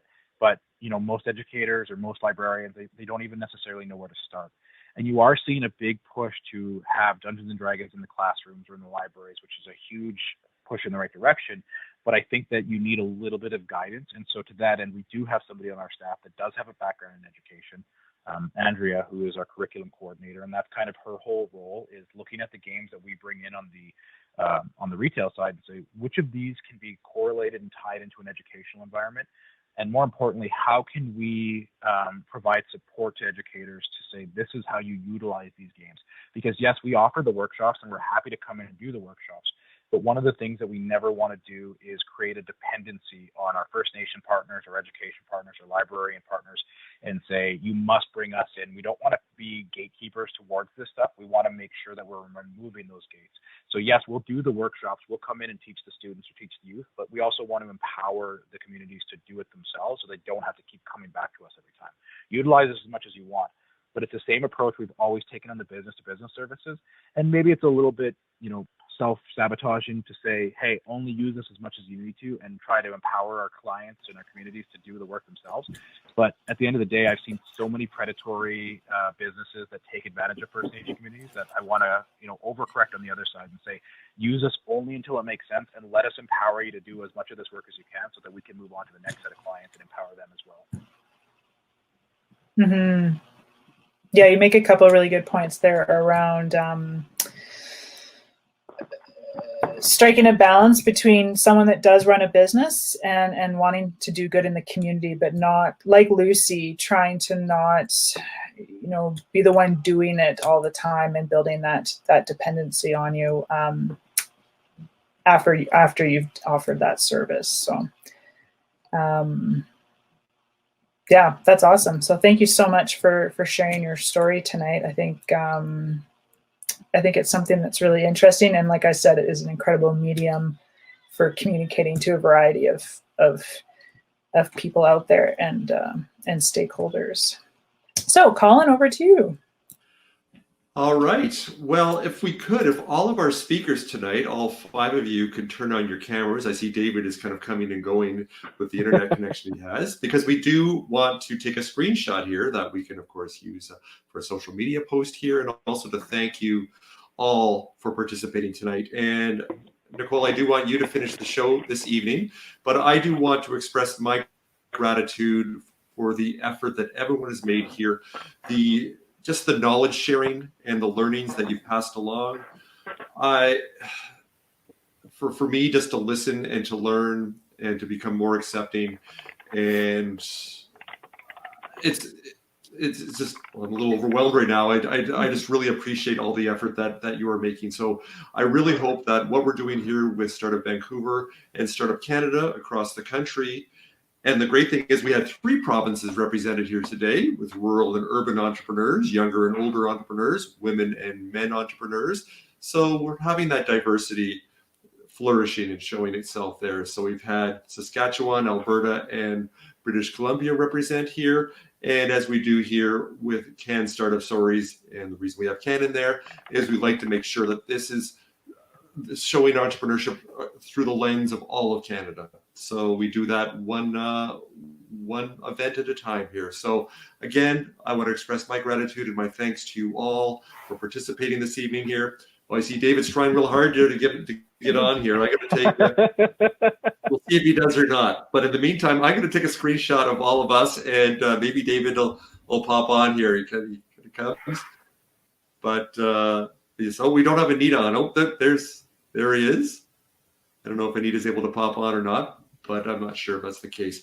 But I'm going to turn it over, Nicole, to you, and thank you again for hosting tonight and being the MC. You've been fabulous, and I really appreciate the effort that you've made in preparing and taking the time to do this tonight. So for closing tonight, Nicole, I want to turn it over to you. Sure. So thank you, Colin.